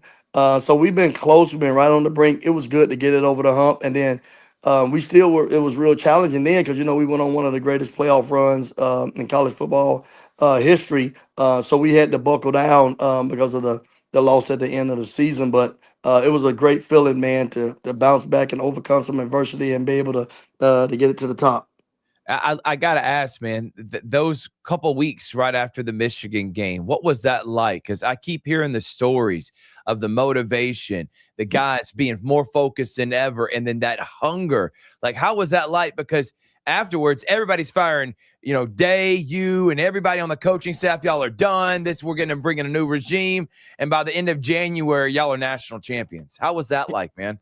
Yeah, well, it was tough because the thing about it is that we had a lot of doubters, Yes. and that's what happens, in this world, man. When you lose, people doubt. So the brotherhood here is real. The closeness of the staff and the players is real. That's why we try to recruit certain guys, and we know the process that we want to go through. We like to block out the outside noise, and then we just stayed the course. We had some heart-to-heart conversations internally, and we were able to get this thing going, man. But you got to believe in yourself. You got to believe in the plan that you put together. You got to lay out your blueprint. You got to stick to it. There's going to be bumps in the road along the way. And it was just good to be able to overcome some of those things. So there were a lot of naysayers, So, but we understand that comes with it. But it was a blessing, man. But we needed it. We needed to get that over the hump. Absolutely. Coach, I tell you, you got Caleb Downs, who you coach, and then Jeremiah Smith, who is just another grown man. You got two of the best college football players in America on that team. How much of a leadership role do those guys play into, of course, developing this new team, getting ready for the season to start? Very instrumental. We need that because we're a young team.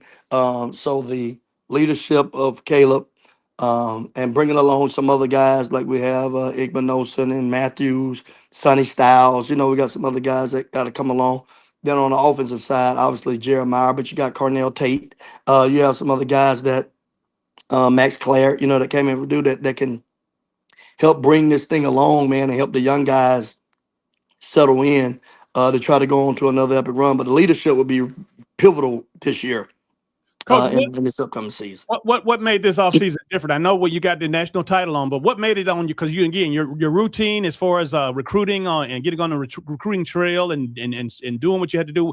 But did they look at you a little different? Did they treat you a little different when you were out there on the trail? No, you know how it is. They congratulate us and all those things, but we never take the pats on the back too serious, and we never take the criticism too serious either, man. Because we know you're only as good as your last game, and if we don't come out and play good this year, it'll be the same thing going on. What we try to do is we got a lot of young guys internally that are hungry. Because there's still some doubters on, how we'll be this year. So we into proving guys wrong again, just because we're young, we're talented, but we got a group of guys that are looking to create their own market, create their own legacy now. Coach Walton, you go from now Jim Knowles to Matt Patricia. How has that relationship been in this offseason as he's gearing up, which was a great defensive mind in the NFL, but, college a little bit different. Has he been relying on you and the staff to kind of get acclimated with how the college works? Yeah. But, he's a sharp man. People don't realize this. We worked together in college at the University of Syracuse. Wow. I did not know that. Yeah. We worked together there at the University of Syracuse. So it was, we have a previous relationship. I've been knowing Matt for a long time. He was one of the elite minds out there. So he'll be fine, man. He'll make the college adjustment. He's been doing a good job developing relationships. Obviously, he knows what he's doing football-wise, very sharp. So we're looking forward to it, man. We're excited about him. Tim Walton, the defensive back coach with, of course, Ohio State Buckeyes national championship team. And, of course, the pride and joy of Columbus, Georgia, is our guest on the Sports Visions morning show. And, Coach Walton, you have been in this game, man, for a long time, man. I'm nearly 3 decades that you've been coaching. And again, you still look like you look like you're in your 30s, man, but you've been coaching that long. What's been different? You've been on the professional level. You've been on the collegiate level. You've been a national title, a national champion a couple of times. I mean, what keeps you going? Well, I have a passion, man, for the development of young men. That's as you know, when we did Stay Ready. Yes. I had Stay Ready Foundation, Stay Ready for Life, prepare, plan, perform. That stuff was big to me on seeing young people develop and I'd be able to have a impact on their lives. And then I got another one. I don't know if you know that the honor your name. I What you see on always. did you see this on my chest? Oh yeah. You got the honor your name on, man. You know what I mean. So I think it's big nowadays because those are old school values with new school generational young people that you can get to. Hey, you represent your family, you represent your name, how you carry yourself, how you act, how to overcome adversity. To stay ready for life. So it's a passion for me to see them do well, and at the college level, I can just be more impactful because you get on them at an earlier age. At the nowadays, the pride it is to have on that Ohio State uniform and that Buckeye helmet. Is it harder than it used to be on selling that? How that's a privilege to be here. It's a privilege to play here. You should take pride in the fact you're a Buckeye. It seems like nowadays guys are using this as a stepping stone to get to the NFL instead of, hey, this is my life. And when I come back 20 years later, I'm always going to say I'm a Buckeye. Is that tougher now than it used to be with players? Yeah, a little bit because of the fact that, you have the NIL has really changed some things, you know what I mean? So the obviously the dream to go to the NFL has been here for a long period of time. It's just now the landscape has changed where now people may not just come to your school because of the block O, because of the tradition. They can go other places because some people pay them more, those things. So that's why we try to be real selective Yes. of the right guys that we take. You know what I mean? So that all that stuff plays a big part of it. And, guys will get money, but like Caleb Downs didn't come here because he was high paid. Those guys didn't come for that reason. You know what I mean? Those guys got more other places, you know what I mean? But it's the culture, it's the family atmosphere, it's the values, it's the teaching, it's the relationships, because the long game is where you really make the big money. Coach Walton, I know that we made mention of your longevity of coaching, but you were an outstanding player, not only in high school at George Washington Carver High School, but also you were a team captain with Ohio State with the Buckeyes when you were in college. What does that mean when you stand in front of those kids? And that has to mean, and again, I know that it's a profession and guys are professional enough to explain it, but it has to hit a little different with you being on, at your alma mater, and again, knowing the leadership role that you played as a player, but obviously being there now and having the pride to stand in front of them, it has to hit a little bit different. Yeah, it does, man. Just being able to know that I walked these walls and been in these positions before they have, and being able to know that it's real, and they embrace it a little more. They embrace it a little more because I've walked in their shoes. I understand the legacy. I understand the history. I understand the traditions here. So it hits a little different, and it makes me feel special that I can be able to share the stories and bring former players around and let them know that this thing started before them, and it's their job to keep carrying the torch. You got Texas that first week of the season, Coach. That's a huge game, man. That was basically a national championship game last year in the semifinals. What's the mindset heading into week one? It's no easily going into the season this year. No, we come out the gate full speed. So, that is what it is, man. That's what we drew. So we looking forward to it. Here at Ohio State, you have to embrace the challenges associated with the game here. You know what I mean? We understand that, we always say this: Ohio State not built for everybody. It's not built for everybody. There's an expectation here. It's coming out the gate fast. You know what? We got to be ready.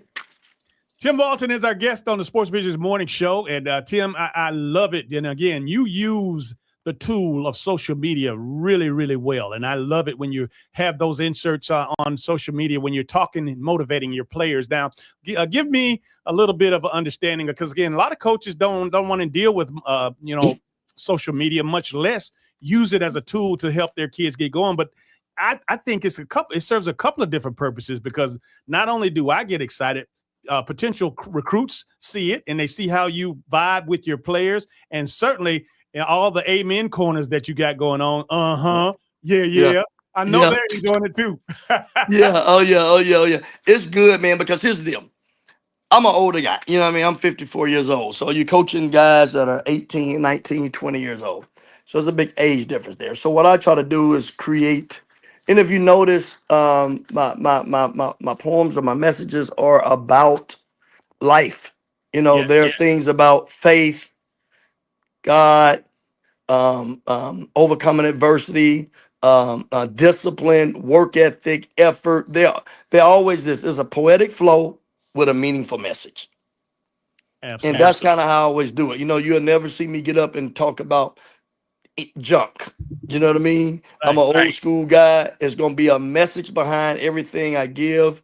What I'll do is put a little spin on it with a rhyme, words that blending. So the young men like that. But it will always be a message behind what I'm saying because it's still trying to stay relatable and make it fun for those young men. You know what I mean? Because at the end of the day, this is the generation that we're in right now, man. They work hard, but they like to have fun as well.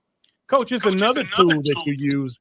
And I know with regards to motivational speaking, there's a couple of people that you lean on and they kind of help you. And I'm sure that helps you help your players. What's that? Those guys, those motivational speakers that you are big on. There's a couple of guys in particular that you use. I want you to share that information because not only do they help you, but they help you help your players. Yeah, you know, because obviously I got relationships with Eric Thomas. Yeah. I have a relationship with Inky. So those guys, man, you know, I repost their stuff. I'll send that to our players. I'll try to use some of their quotes or words as well because they relate to our guys. Yes. You know, and Eric came in here 2 years ago and spoke to the team. So those relationships and things like that kind of inspire guys. And I just try to do things that keep it relatable to the young men and to find a way to keep them inspired, not just motivated, because motivation doesn't always last. Inspiration lasts. Can we do it? And can you stay dialed in for a long period of time? I'm glad you said that about the inspiration part. I was saying this earlier in the week. I read a book about Showtime, the Lakers, and Pat Riley, you know, trying to use different ways of inspiring his guys. Eventually, the message got old, and he moved on from the Lakers because guys started tuning him out. How do you keep – is it easier in college because of the new guys that are coming in? You're not keeping them from 10 years, or is it harder? How is that compared to the NFL and keeping guys inspired and motivated, as you were just talking about? Well, I just think it's probably a little bit harder in college because, you know, you got some guys that's, you know, their attention span and stuff like that are not as long. Right. So you have to always keep moving with the new wave of things. You know, things change every year. Right. You know, I'm sure after this year, I'm gonna have to tweak some stuff I'm doing with it to keep them, you know, because at some point, you know, it's cool, but then that'll get old. You know what I mean? So I have to tweak it a little bit and change it up. May have the same message, but I may have to change the delivery or the content or how I go about doing it, the environment of how I go about doing it, to keep it fresh in their mind and keep them looking forward to receiving the message. Coach, I know that you've coached a number of outstanding professional football players, but one that I know that's near and dear to your heart, I want to ask you about Jalen Ramsey and the trade from Miami to Pittsburgh. Yeah, do you think that Jalen still has a lot left in the tank to be able to do what they need him to do in Pittsburgh? And you know, talk about that relationship that you have with Jalen. Yeah, because he's a well-rounded player. You know what I mean? Jalen is not a corner. He's a football player. So I'm sure over at Pittsburgh, they'll use him some at nickel. They'll use him some at safety. You know what I mean? They'll have some position flex for him to keep him creating value, you know, for the organization there.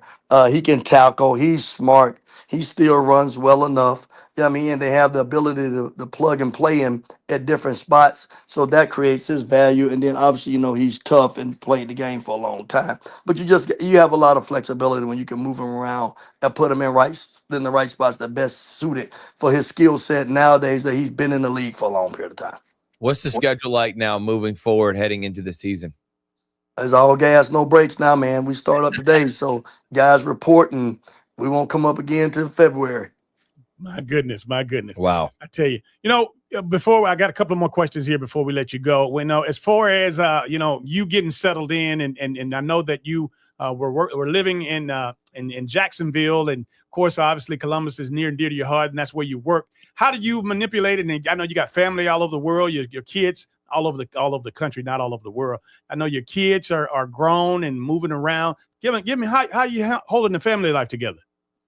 My son Tyler's living up here in Columbus, and Tamia's in real estate up here in Columbus. So I have both of them up here. Trey is still down in Jacksonville doing strength training and things like that. And, my wife Tracy goes back and forth. So, you know how it is. They older now, man. I'm glad they in the vicinity of where I'm at. So that makes it a plus. And then, I don't get to see my oldest as much. But I do see him when I go down to Jacksonville. He'll pop up here for a few games. But it's still always tough managing long distance stuff, man. But the fact that my two young ones are in town makes it a blessing. Coach, lastly here, I know that I want to take this opportunity because there's a lot of young coaches that are listening and they think that they want to be in your shoes. But I want to give you an opportunity to give them some words of encouragement, some words of inspiration, if you would, and on some of the things that help you achieve what you've achieved. And you've certainly achieved a lot. The first thing, go put in the work. You have to go put your time in. You can't expect things to happen for the work you didn't put in. You know what I mean? So first of all, you got to go put the work in. The next thing you have to do is develop relationships, but develop relationships to learn the game. All right. And when people see that you're passionate about learning and growing, they're willing to help you more. And with that comes a long-term relationship, and the networking piece goes along with that, where you'll be able to have some doors open for you because you put in the work, and then other people will start speaking on your behalf, and then you'll get some of the opportunities created for your life that can help you to aspire to the things you want in your career. Coach, I have one last question because I'd be remiss if I didn't ask you about your old alma mater and the new coach up there. Of course, Jarvis Jones, a guy that you know very well, the former University of Georgia All-American and number one draft choice, or at least a first-round pick for the Pittsburgh Steelers. He's the new head coach at on the Hill, man. And what do you think about that choice, and how do you think that Jarvis is going to lead the Tigers? Jarvis will do well, man. We got got one of our own back there running the program.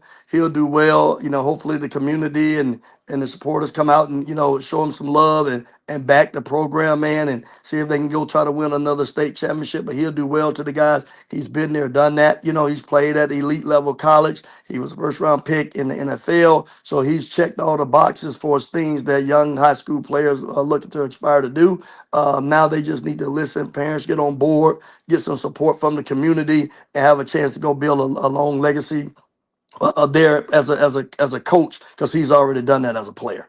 Ladies and gentlemen, boys and girls, he is the coach of the Ohio State Buckeyes, national champion, Tim Walton. We appreciate you, man. Hey, have a great rest of your morning. We appreciate you. Thanks, Coach. Thank you, Jay. Appreciate y'all, man. Y'all have a blessed day. All right, take care, Coach. All right, that's him. That's Tim Walton. That's the guy. What an interview. What a time. Absolutely. All right, we're going to go ahead and take a short break. You're watching Facebook Live, and you're listening to WLTC HD2, Sports Visions 921. This is the Sports Visions Morning Show.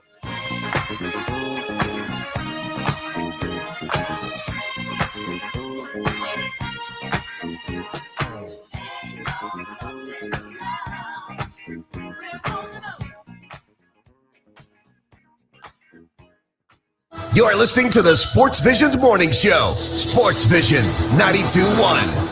Hi, Zoe Saldana. Welcome to T-Mobile. Here's your new iPhone 16 Pro on us. Thanks. And here's my old phone to trade in. You don't need a trade-in. When you switch to T-Mobile, we'll give you a new iPhone 16 Pro. Plus, we'll help you pay off your old phone up to $800, and you still get to keep it. There's always a trade-in. Not right now at T-Mobile. I feel like I have to give you something in return for karma. That's okay. I don't really have much in my purse. Oh, let's see. Hand sanitizer. It's lavender. I'm good. Seriously. Let me check this pocket. Oh, mints? Really? Actually, I'm fine. Oh, I have raisins. I'm a mom. Wait one sec. I've got cupcakes in the car. It's our best iPhone offer ever. Switch to T-Mobile. Get a new iPhone 16 Pro with Apple Intelligence on us. No trade-in needed. We'll even pay off your phone up to $800. With 24 monthly bill credits, new line $100 plus a month on experience beyond finance agreement $999.99 and qualifying ported. For well qualified plus tax and $10 connection charge. Pay off via virtual prepaid card allow 15 days. Credits end and balance due if you pay off early or cancel. See T-Mobile.com. You guys just didn't want it bad enough. That should have been an easy win. What were you doing out there? You got to hustle. You could have made that play if you'd been open.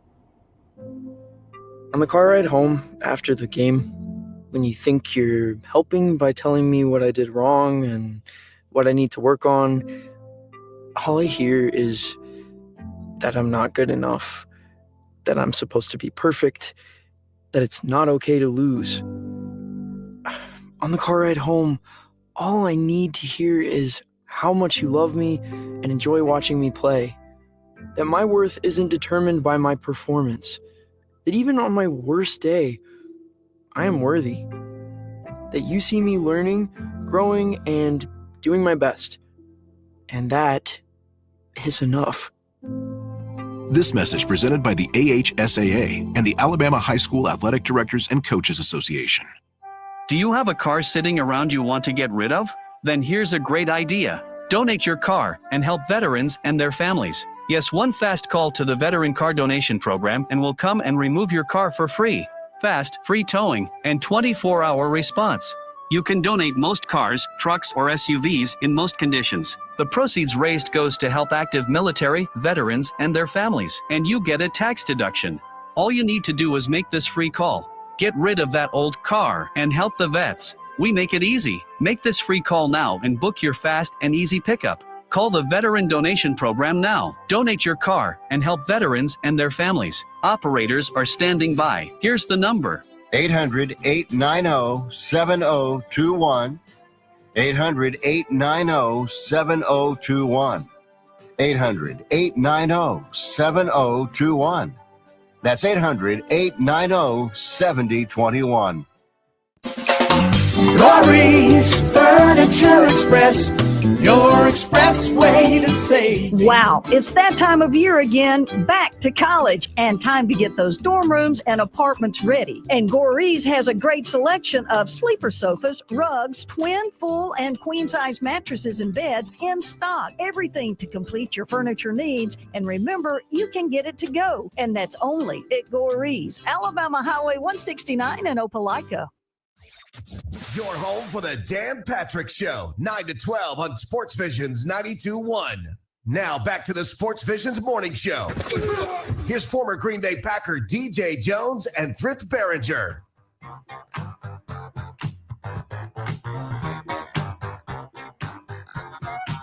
Welcome back to the Sports Visions Morning Show. DJ Jones and Thrift Behringer. Just got off the phone with, of course, Tim Walton. Again, man, just phenomenal. You guys don't understand how busy these guys are. And again, their timelines and their schedules are so tight. And but again, it's all about networking. Regardless, I mean, people will make time for you if they know you, if they appreciate you, if they know that you mean them well. And certainly in this case with Coach Walton, having him on, a guy who's just fresh off of a retreat with Coach Ryan Day and the entire Buckeye staff, getting ready to go into training camp. Did you say to this evening or tomorrow? It is this evening. Yep. Wow. I got to tell you, it's just amazing. It's here. Already today. Here, man, I tell you. But, man, it's amazing as I think about Tim Walton. Tim was a young guy. He was younger than I.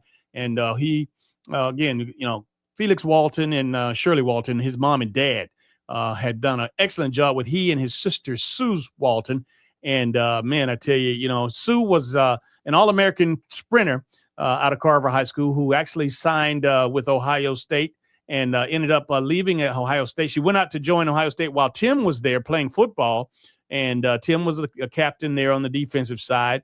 But it got so cold, from what I understand, that Sue took her talents to Knoxville, and ended up going to UT. And she's in a number of Hall of Fames there. She obviously qualified for the Olympic trials back during her time, and but just a phenomenal family of, when you think about, what Felix and Shirley Walton their offspring. When you talk about, Tim and Sue Walter, man, just a phenomenal household, phenomenal family. Still, just both of them now with both Tim and Sue. We've had Sue on, and we've had her. Matter of fact, we had her on back during signing day for football, and her son was on with her. And of course, all the great jobs that, of course, the kids of Tim have. I mean, it's just amazing that that you have this wonderful network and this wonderful family and these successful people. I love it. I love every second of it too, and I love hearing about his family and things that he has gone through. When we talk about leadership coaches, he's one too. He's just a leadership coach on the football field and does an amazing job. It just amazes me. And again, not that Tim is any older than I, but just the fact that he's older than most coaches that are on the circuit now in collegiate football, especially in the Power 5 and the Division I level. Staying relevant. He uses social media. He uses, of course, Instagram and some Facebook, and when he's on there, you can actually see somebody filming him talking to his DBs as they're huddled up, and he might be giving them a poem, as he said, or just some sayings, in rhymes, and you could tell it motivates them because you could tell by their response, and you could tell by the results of how they play on the field. He definitely engages with all ages of all aspects and does a really good job at that. So I love being able to pick his brain. And Ohio State's will come in one of the favorites again to win it all this year. To win it all. And we get started right here on the Sports Vision Morning Show with Coach Walton. Of course, we're wishing him well. Hopefully that they can beat Michigan because for whatever strange reason, it doesn't matter how well they play. If they don't beat Michigan, it ain't good enough. Yeah, they got whipped past it last year because they went on a dominant one and won the national title. I don't think they can keep losing to Michigan. And even with a national title, the Ohio State fans don't care. It's the maize and blue they want taken down. And if they have not beaten them since 2019, 2020, they didn't play because of COVID. 21, they lost 22, 23, and 24. It's been a long 6 years for those Buckeyes. Yes, indeed. Especially when they went from 2013 to 2020, they never even thought about losing to Michigan, 2012 to 2020, and then from 2003 until 2020, they lost to Michigan one time, and now to lose to them 4 in a row. That's a tough pill to swallow for Ohio State fans. Man, I tell you, speaking of a tough pill to swallow, opening up with Texas, man. Boy, Jesus. You talk about jumping out of the frying pan into the fire. I mean, and that weekend, too, Alabama, Florida State, Auburn, Baylor, LSU takes on Clemson, and then you got Ohio State, Texas. I mean, that's one of the better week ones we've seen in recent history, DJ. I'm just counting down the days for sure. Who do your Auburn Tigers open up with? Baylor on Friday night. Wow, that's going to be a big one. And by the way, I know I wasn't here yesterday. Congratulations to Coach Deion Sanders coming out saying he is cancer-free, because I thought we were seeing that he's about to retire. To go from about to retire to cancer-free, I think that's a big thing for college football and big thing for the Buffaloes. Well, I'll tell you what, he's a man of God, and we want our prayers are with him. No doubt. That's going to be a challenge. It's going to be a challenge. He has to wear that bag from now on. Yeah. Wow. I tell you. Hey, man, let's go ahead and take a break. You're watching Facebook Live, and you're listening to WLTC HD2 Sports Visions 921. We are your hometown sports guys. All those times I said that I love you, you love me. Yes, I tried. Hey, it's Dan Patrick. Thanks for waking up with the Sports Visions Morning Show with DJ Jones and Thrift Behringer. Catch me at 9 a.m. every weekday morning, right here on Sports Visions 92.1. AutoNation's Columbus, Chrysler, Dodge, Ram. We believe in giving people a break. Like $16,000 off a 2025 Ram 1500 Laramie Crew Cab 4x4. Or $21,000 off a 2024 Dodge Charger Daytona Scat Pack all-wheel drive. And if credit's been a struggle, don't stress. We've helped folks with no credit, bad credit, even bankruptcies. We're here to help, not judge. Looking for a solid used ride? We've got thousands at AutoNation's Columbus, Chrysler, Dodge, Jeep, Ram. And with 2 locations in Columbus, we're closer than you think. Come see us. We'll treat you right. It's back to school season, and Clorox is donating 2 million disinfecting wipes to classrooms across America. Because back to school means things can get a little bit messy. Just ask second grade teacher Mr. Torres. Put me and just one Clorox wipe on a team? We can take on crayon smudges, sticky fingerprints on every surface, sneezes on the door handle, juice box explosion by the sink, snack crumbs, and don't even get me started on the bathroom passes. Clorox Disinfecting Wipes, teacher's #1 wipe. Think about it. Bathroom passes. Clean feels good. Based on unit sales data. At Target, back to school days are here. What is back to school days, you ask? We're talking 7 days of deals on looks and styles the kids will love at prices you'll love even more. Because back to school at Target means getting all of the above. Through August 2nd, save 25% on select kids' clothes with additional savings to round out their looks, including uniforms, leggings, polos, and activewear. Plus, their new favorite backpacks are 30% off.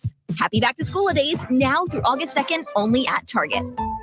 Terms and conditions apply. $5,000. That's the average amount of money people in the U.S. are now spending on gas in a year. $5,000. That's crazy. If you drive, you have to download Upside, the free app that gives you cash back every time you get gas. That's right. You can earn real cash back with Upside just by buying the gas you're already buying. You can literally start earning cash back today. I use Upside every time I fill up, and I've already made around $300. You're putting gas in your car anyway. Why not get real cash back? If you like free money, download Upside. I'm saving the cash I earn from using Upside to help pay for a vacation later this year. Download the free Upside app now to earn cash back every time you buy gas. Use promo code AIRPORT25 to get an extra 25 cents per gallon on your first tank. You can cash out anytime right to your bank, PayPal, or a gift card for Amazon and other brands. Just download the free Upside app and use promo code AIRPORT25 for a 25 cents per gallon bonus on your first tank. That's code AIRPORT25 for a 25 cents per gallon bonus. Hey there, fellow travelers. It's me, the Hotel Whiz. Before you go anywhere, call me day or night for hotel rates too low to publish. I'll save you up to 75% on over 500,000 hotels across the globe. You see, I've already done the research, so you don't have to spend time online trying to find the best deal. That's up to 75% off. Just call me, the Hotel Whiz. It's a free call, and you get instant access to rates too low to publish with no cancellation fees. Make a free call now and save up to 75% off your hotel rooms the next time you're going somewhere for business or pleasure. Call the Hotel Whiz now and get instant access to rates too low to publish. 800-710-3739. 800-710-3739. 800-710-3739. Call the Hotel Whiz right now at 800-710-3739. WLTC HD2 Casita and W221DP Columbus. You're listening to the Sports Visions Morning Show. Sports Visions 92.1. Hey, it's Dan Patrick. Thanks for waking up with the Sports Visions Morning Show. Let's get back to DJ and Thrift on Sports Visions 92.1. I feel like falling in love. I'm in the mood to roll something up. Welcome back to the Sports Visions Morning Show. DJ Jones and Thrift Barringer back in the building. Happy Hump Day. Man, it's hard to believe. It's already halfway there. Unbelievable. And when I hear this song, all I kind of think of is SEC Media Days and everyone having their cowgirl hat on. And you couldn't tell any of those girls anything. And just get out of their way. It's their time to shine, baby. Absolutely. Speaking of Beyonce, man, I know that she actually had part of the town on fire during a couple of weeks ago when you were in Atlanta for the SEC Media Days. I didn't realize that she actually had 4 concert dates back to back during the same weekend. Was it Friday, Saturday, Sunday? Or Monday and Tuesday. Goodness so gracious. Think about that. Yeah. All-Star Game, Home Run Derby, Beyonce, and then SEC Media Days. It's a lot happening in the city, DJ. Yeah, indeed. I'm sure somebody had access to all of the above. I'm sure that they had an opportunity. There's somebody out there. And of course, listening in on the coaches downtown. But again, the All-Star Game festivities, Major League Baseball, again, Atlanta was the spot. And again, Beyonce concert. Man, all in one weekend. It was unbelievable. It goes to show you that city is on fire. And again, that's why, again, I could see that, the SEC could possibly make Atlanta a positive spot. I don't want them to move it around. I loved Birmingham, but that hotel over there at the Winfrey, I don't think that was big enough. I think what they have in Atlanta was really well. I enjoyed Nashville. I enjoyed Nashville quite a bit. But the 2 or 3 that they've had in Atlanta that we've had the opportunity and the pleasure of going to over the past few years, that's been spot on.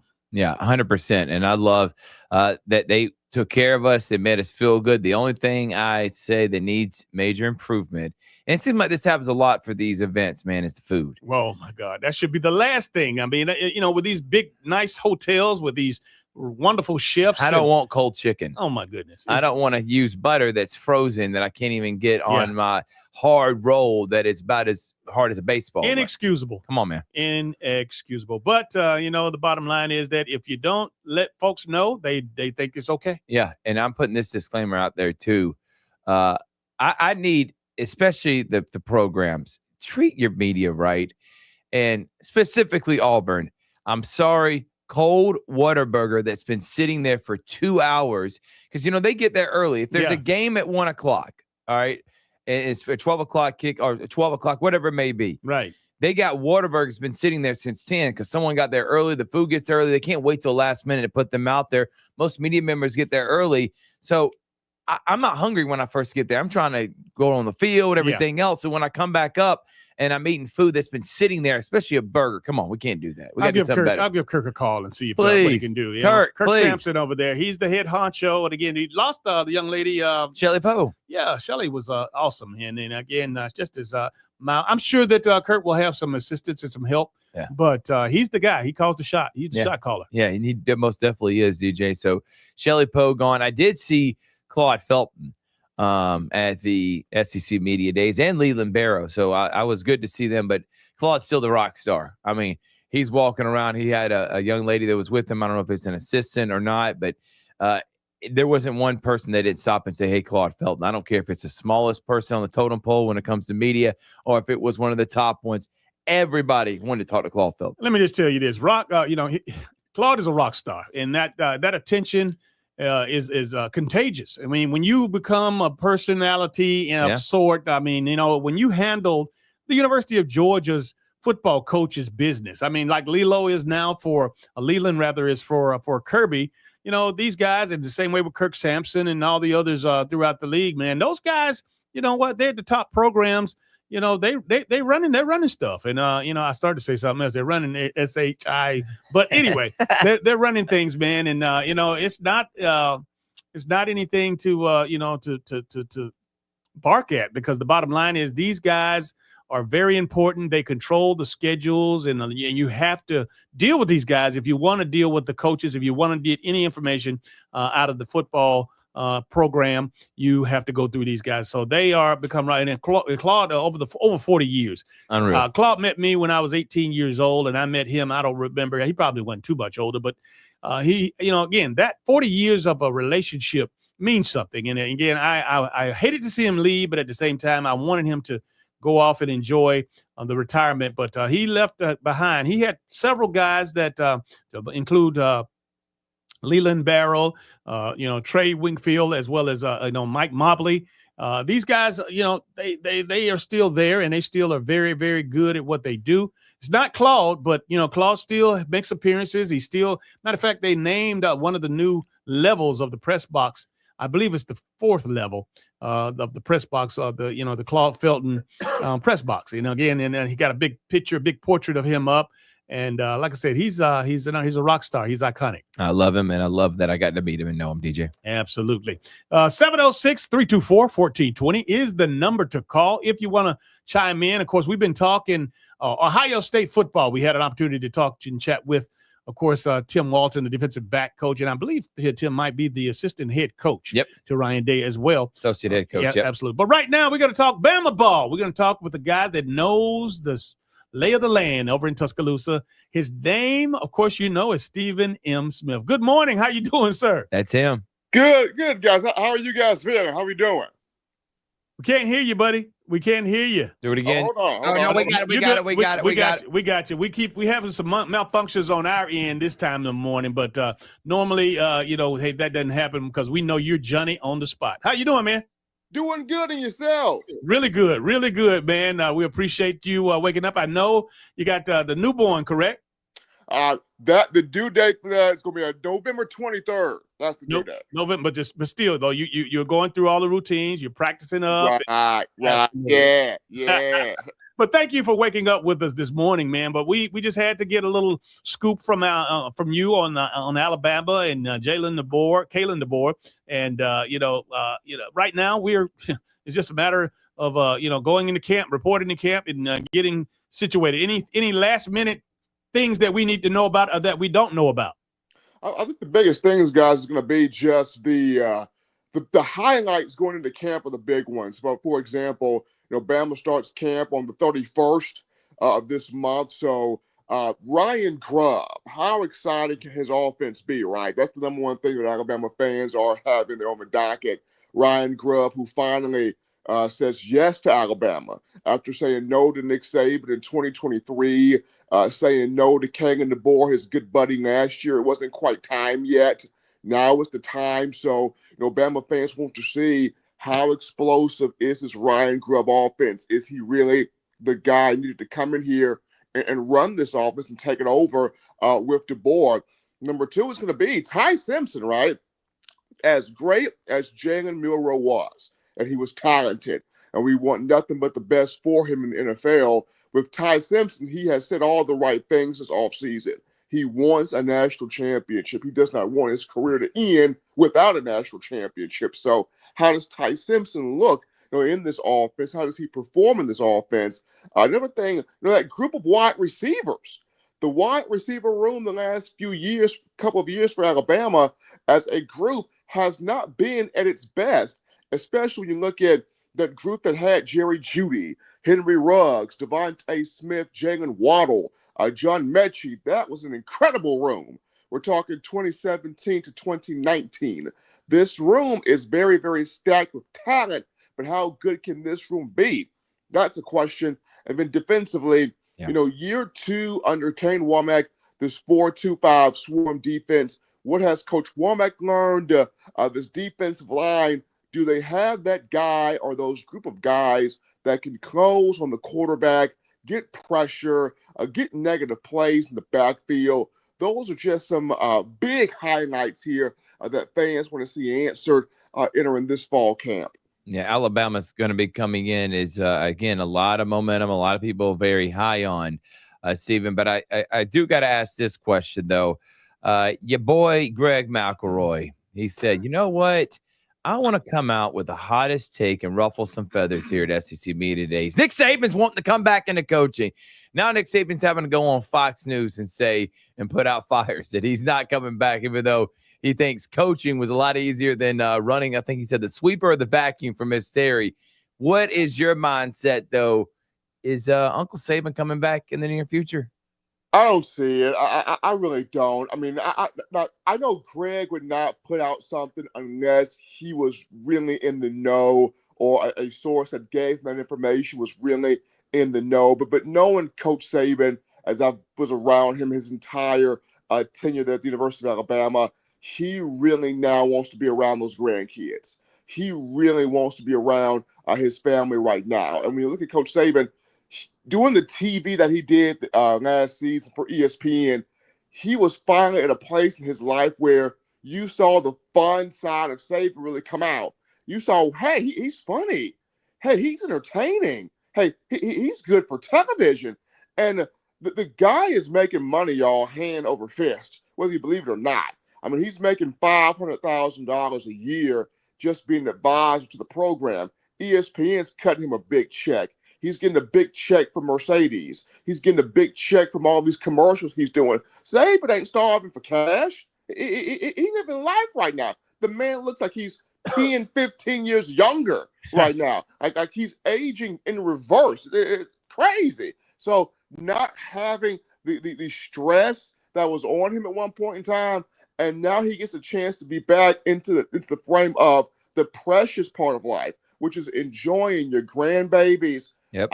I do not see Saban coming back. Now, if I am wrong, it would have to be the most perfect situation, period, that not just aligns with him, but also aligns with Miss Terry.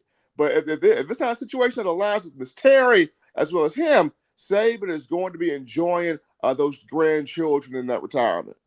All right. Let's take it back to the team in per se with regards to the preseason accolades, the preseason All-Americans, obviously on the offensive side and the defensive side. Let's start on the offense first.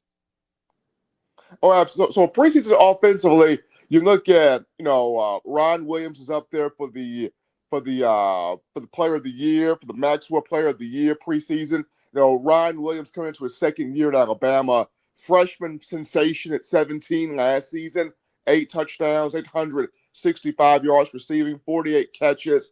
A lot is expected of him. His mentality, I want to win the Heisman Trophy. I want to win a national championship. In-state kid from Mobile, Alabama. Excited for Ron Williams offensively.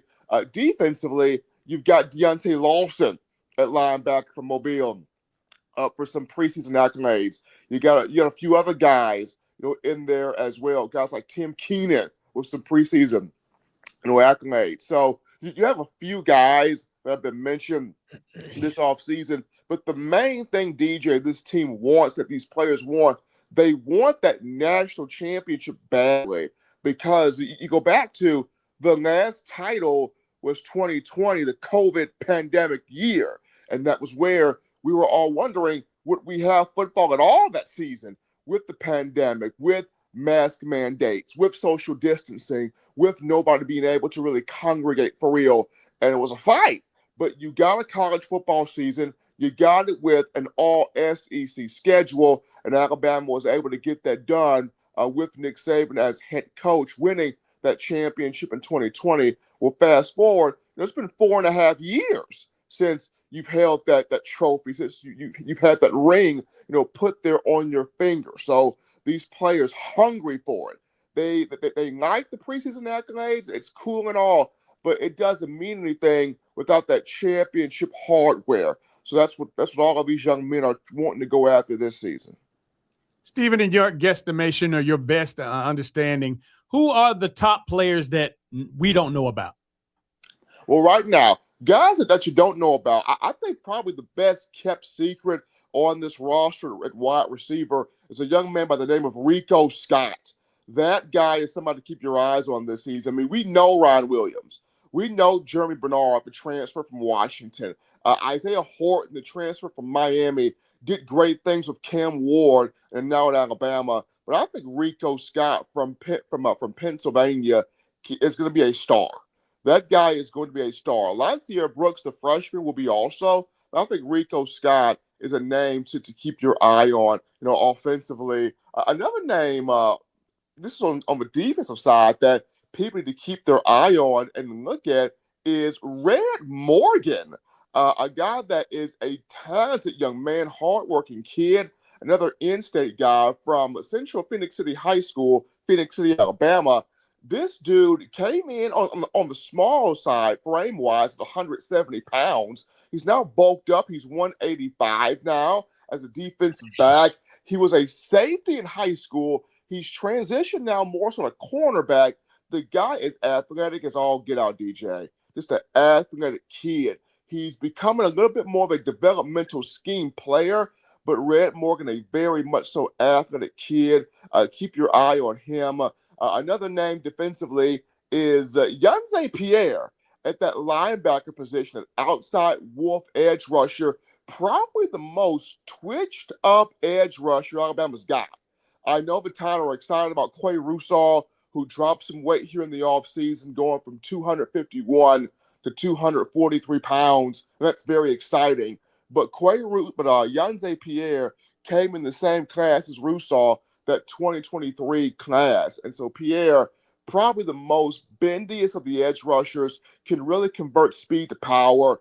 Really excited to see the role he takes on this defense, how he can get on the field and really show he's got that closing speed. Fun fact, Pierre is the first cousin to Courtney Upshaw. Okay. We know how good Upshaw was at Bama. Here's his first cousin, Yanze Pierre at Alabama. This is going to be fun.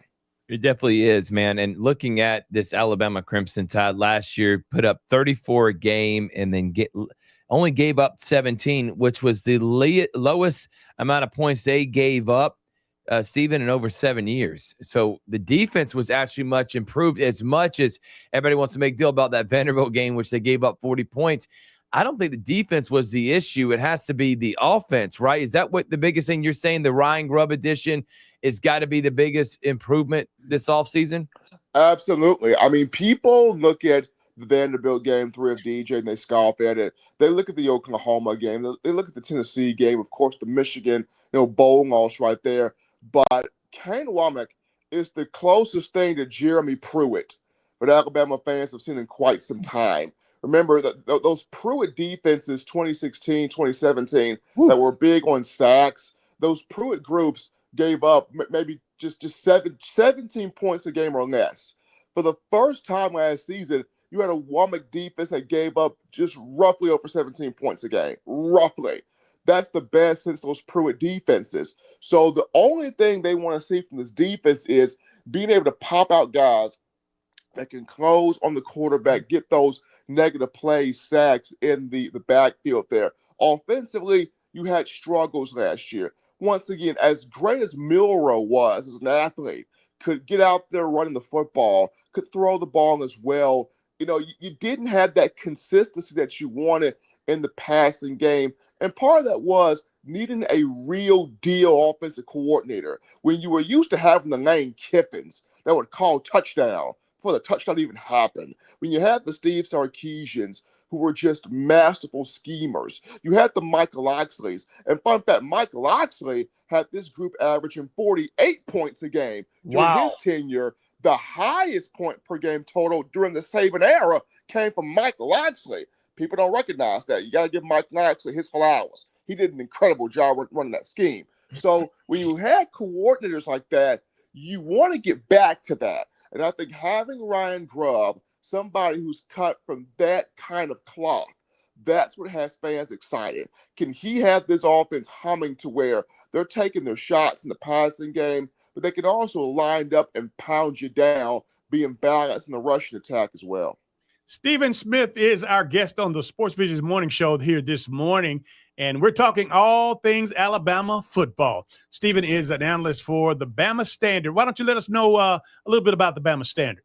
Well, the Bama Standard is a platform, guys, where it's on X right now at the Bama Standard on X, at the Bama Standard there. The YouTube channel is the Bama Standard, and we cover the Crimson Tide.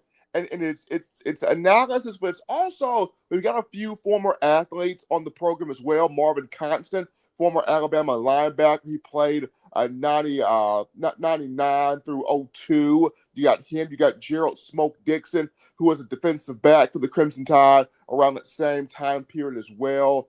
It's just a show, an exciting platform where we are breaking down the Crimson Tide. We're giving stories of former players. We're having guests on, and it's now going from the Saban era to the DeBoer era, getting fans to understand how it would have been tough for anybody making that transition from Saban to DeBoer. But Coach KD has his first major recruiting class in, which was the 2025 class. He's got the coaching staff he wants in now. Everybody has locked in on this is his team. This fall is about to be very exciting, and to be able to cover this for the Bama Standard, it's awesome. Stephen, the last few questions here, and I know I could do a whole segment if we're talking about Alabama players that are in NFL camps right now.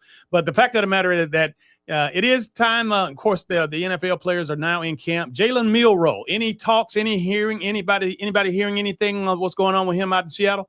Well, right now, the Seattle Seahawks, the organization is still very pleased with him. Going back to rookie minicamp, and they are just they got packages for him, DJ. Of course, he's not the starter, but they are grooming him to at some point take over. Right. The one thing you want to see consistently from him is hitting those short to intermediate passes with a consistent clip. Athletically, we know the guy's dangerous. Deep ball, we all remember 2023, one of the best deep ball passers in the Southeastern Conference. So the guy can get it there. What they want him to do is to have him get it there more refined, have him get it there more consistently to those targets out there on the field. But Seattle, they love the work ethic. They love the mentality. They love the athleticism. It's going to be exciting seeing him in the packages they got for him. But most importantly, when they officially turn this guy loose as the man at the 12th man up there in Seattle, the NFL is going to be put on notice. Last but not least, obviously, here's a guy that's near and dear to our heart. He didn't finish up at Alabama, but he certainly made his name at Alabama. Jalen Hurts, coming off of a Super Bowl victory. He's got a Super Bowl ring now. He has a new bride, and he has some new friends. I understand that he's keeping company with the likes of Michael Jordan. I'll say this. If you want to know a man that is not satisfied, period, this is your guy. Jalen Hurts is your guy. I mean, growing in the Jordan, the Jumpman brand is phenomenal. Congrats to him marrying his longtime college sweetheart, Bri Burrows. Those two incredible couple right there. They both met each other at the University of Alabama. That was phenomenal, getting a chance to see that and to see that relationship kindle there until those two, time the knot with each other. But from the football aspect, DJ, the guy just gets his Super Bowl ring and is like, I'm not satisfied. I'm not even putting this on. I'm going out. That's some Tom Brady stuff.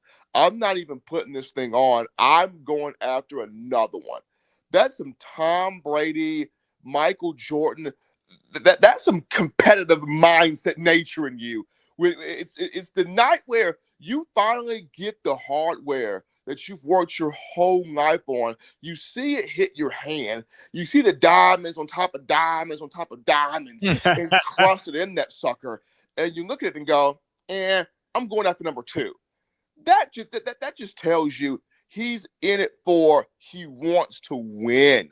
And these Philadelphia Eagle fans are going, wow, that's the reason why we got this dude in the second round of the 2020 NFL draft. He's just that hungry. Whoa.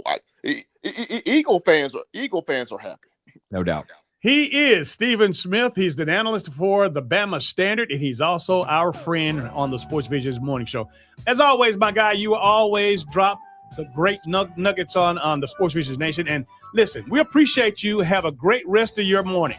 Absolutely. You guys take care, man. Take it easy. I appreciate you guys. Yes, all sir. Right. Appreciate you, Steve.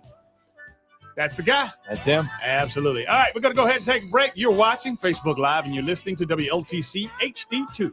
Sports Visions 921. We'll be right back.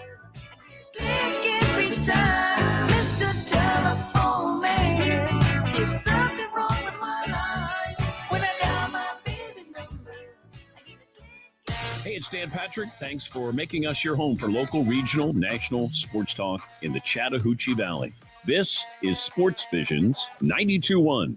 Good morning. I'm Rex Castillo. Here's a look at your morning headlines. Food banks in Alabama say federal cuts to the Supplemental Nutrition Assistance Program, or SNAP, places a big burden on them and other nonprofits to support their community. This comes as the state will pay more to run the SNAP program next year. Former Secretary of State John Merrill says Alabama wants to meet people's needs, but also help people move forward. In Columbus, the search for a new city manager continues. Mayor Skip Henderson told the council the consulting firm helping with the hire would be seeking input during the next week. He also asked each counselor to submit 2 names and fill out a survey for the consultant. Mayor Henderson did not give a timetable for having a new city manager in place, and once Mayor Henderson makes a recommendation, the council has to approve it. Atlanta police are looking for 3 men and a woman who approached a group of people who may be involved in a deadly mass shooting. Officers responded to a report of multiple people shot on Edgewood Avenue in the Sweet Auburn neighborhood around 1:30 Monday morning. Officials say a 27-year-old man was killed and an 18-year-old remains in critical condition. The other victims are in stable condition at this time. From WRBL News 3, I'm Rex Castillo. Have a great rest of your day. Good Wednesday morning. We're starting the day off cloudy and humid with areas of fog.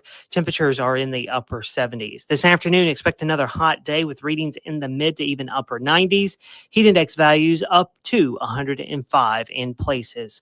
Tracking isolated showers and storms again this afternoon for some relief from the heat, and tonight cloudy and humid with those lows dipping into the mid 70s. We are tracking a cooler pattern trending for the upcoming weekend. I have a friend, about 50, had a bad accident and couldn't go back to work. If you're between the ages of 49 and 63 and can't go back to your job because of a physical or mental disability, Social Security could pay you as much as $3,800 a month. If you or a family member is unable to work because of a disability, call the Social Security Disability Helpline. Our team will give you a free case review and explain to you how much money you're entitled to. And you won't pay anything unless we get you benefits. See if you or a family member is entitled to close to $45,000 a year in Social Security disability funds. Remember, this is not something for people over the age of 65. If you're under 65 and can't work, call now. 800-413-7642. 800-413-7642. That's 800-413-7642. $5,000. That's the average amount of money people in the U.S. are now spending on gas in a year. $5,000. That's crazy. If you drive, you have to download Upside, the free app that gives you cash back every time you get gas. That's right. You can earn real cash back with Upside just by buying the gas you're already buying. You can literally start earning cash back today. I use Upside every time I fill up, and I've already made around $300. You're putting gas in your car anyway. Why not get real cash back? If you like free money, download Upside. I'm saving the cash I earn from using Upside to help pay for a vacation later this year. Download the free Upside app now to earn cash back every time you buy gas. Use promo code AIRPORT25 to get an extra 25 cents per gallon on your first tank. You can cash out anytime right to your bank, PayPal, or a gift card for Amazon and other brands. Just download the free Upside app and use promo code AIRPORT25 for a 25 cents per gallon bonus on your first tank. That's code AIRPORT25 for a 25 cents per gallon bonus. Lori's Furniture Express, your express way to save. Wow, it's that time of year again, back to college, and time to get those dorm rooms and apartments ready. And Goree's has a great selection of sleeper sofas, rugs, twin, full, and queen-size mattresses and beds in stock. Everything to complete your furniture needs. And remember, you can get it to go. And that's only at Goree's, Alabama Highway 169 in Opelika. Auto Nation's Columbus, Chrysler, Dodge Ram. We believe in giving people a break. Like $16,000 off a 2025 Ram 1500 Laramie Crew Cab 4x4. Or $21,000 off a 2024 Dodge Charger Daytona Scat Pack all-wheel drive. And if credit's been a struggle, don't stress. We've helped folks with no credit, bad credit, even bankruptcies. We're here to help, not judge. Looking for a solid used ride? We've got thousands at Auto Nation's Columbus, Chrysler, Dodge, Jeep, Ram. And with 2 locations in Columbus, we're closer than you think. Come see us. We'll treat you right. Now, back to the Sports Visions Morning Show. Here's Denver Broncos 1987 AFC champion DJ Jones and Thrift Behringer. Always there when you call. Always on time. Gave you my baby. Welcome back to the Sports Visions Morning Show. DJ Jones, Thrift Behringer. Big shout out to David Boyd, Candy Lowe, and of course, all the folks that are listening out there this morning. So good to be with you here. Of course, hopefully you've started your day. You're well into the first couple of hours as we are. Of course, this is the final 30 minutes of the 3-hour show that we're doing here, Thrift, and the time has just flown by. And I tell you, man, we're in the middle of the week. It's hump day and looking forward to the weekend. Actually, got a couple of things going on today. It's the second day of the East Alabama media days for football, high school football. And of course, that's going on up in Opelika. And on Friday, the Muskogee County School District High School Football Media Day. Looking forward to all the teams coming out, and again, all the coaches and all the best players, meeting them for the very first time of the 2025 season. Yeah, I can't wait to be able to do it either, man. It's a way to kick off the season. They're the first of many media days we'll have coming in the next couple of weeks to get ready for the upcoming football season. Shout out to, of course, the Morehouse School of Medicine and the Housing Department, as well as Girls Inc. Yesterday, I had the opportunity to go over there, and of course, it's the summer leadership and basketball camp that's going on right there, going on over there at, of course, Girls Inc. Had an opportunity. Mike Woods and Trey Giles and all the guys over there doing a wonderful job, and have an excellent staff of interns that are from in and around a lot of the colleges. I know I met some folks from the University of Alabama, Hampton Institute, as well as Alabama State, some wonderful helpers over there. But just a tremendous bunch of kids, about 70 kids, eager and excited. And I'm happy that they are inside, Thrift, because yesterday, and when I was pulling up in the gym over there, it was like I had to catch my breath because it was so hot walking just from the parking lot to the gymnasium. But then you get to the gymnasium, it's another world. Yeah, it's air conditioned, but it's unbelievable how hot it is right now. Yeah. So I pray these coaches are doing what it takes to be successful and knowing how to handle this. And if it's too hot, it's too hot. That's why I think they do the early morning practices, because there's no way you can practice in this type of weather, DJ. Yeah, you can't. I mean, but you got to be careful. But, more importantly, I don't want to just put it all on the coaches. I want the parents, before their kids leave the house, and the night before, of course, tomorrow, they should have been drinking, water and juices and all kinds of things to hydrate before they get to the morning. I mean, at dinner and before bed. I know that it's a little bit much, but you'll thank me later, because, again, it makes a difference. It makes a difference being hydrated versus not being. And that's probably what if I'm willing to bet, that probably was happening to you when you probably came home. Oh, yeah. Coming off of a trip like that. No water was drunk at all during that trip. You're right. I just got overheated. And that's where great athletes, the preparation is just as important as the actual performance, DJ. If you're not preparing for that day, the next day of practice, how are you going to perform at practice? See? Speaking of which, Luka Doncic, of course, I don't know if you've seen any of the pictures of him lately. You better stop playing with him. He is he's all of a sudden he's a workout king. Yeah, you better stop playing with him, D. Man, let me tell you something. He ain't no chub no more now. He's I tell you what, you can't pinch the little fat around his belly. Come here, little Luka. Come here. You can't do that no more. He looks fantastic. And I'm not saying this was Bron. I think this was Luka, tired of people talking about him. If he comes in looking like that, remember, he's still dominant, and he still was great last year. Think about when he's in shape, the best shape of his life. He's moving faster than he ever has. He could become the best player in the entire world, man. Yeah, pump the brakes just a little bit, Thrift. Here's the realistic part about that. Yeah, I am going to give LeBron some credit, even if he didn't personally, make suggestions or recommendations. I think that Luka, being the intelligent young man that he is, coming over and seeing firsthand how a guy in his 40 years, in his 40s, still probably as powerful, as strong as many and most, still moves really, really well, and his body is immaculate.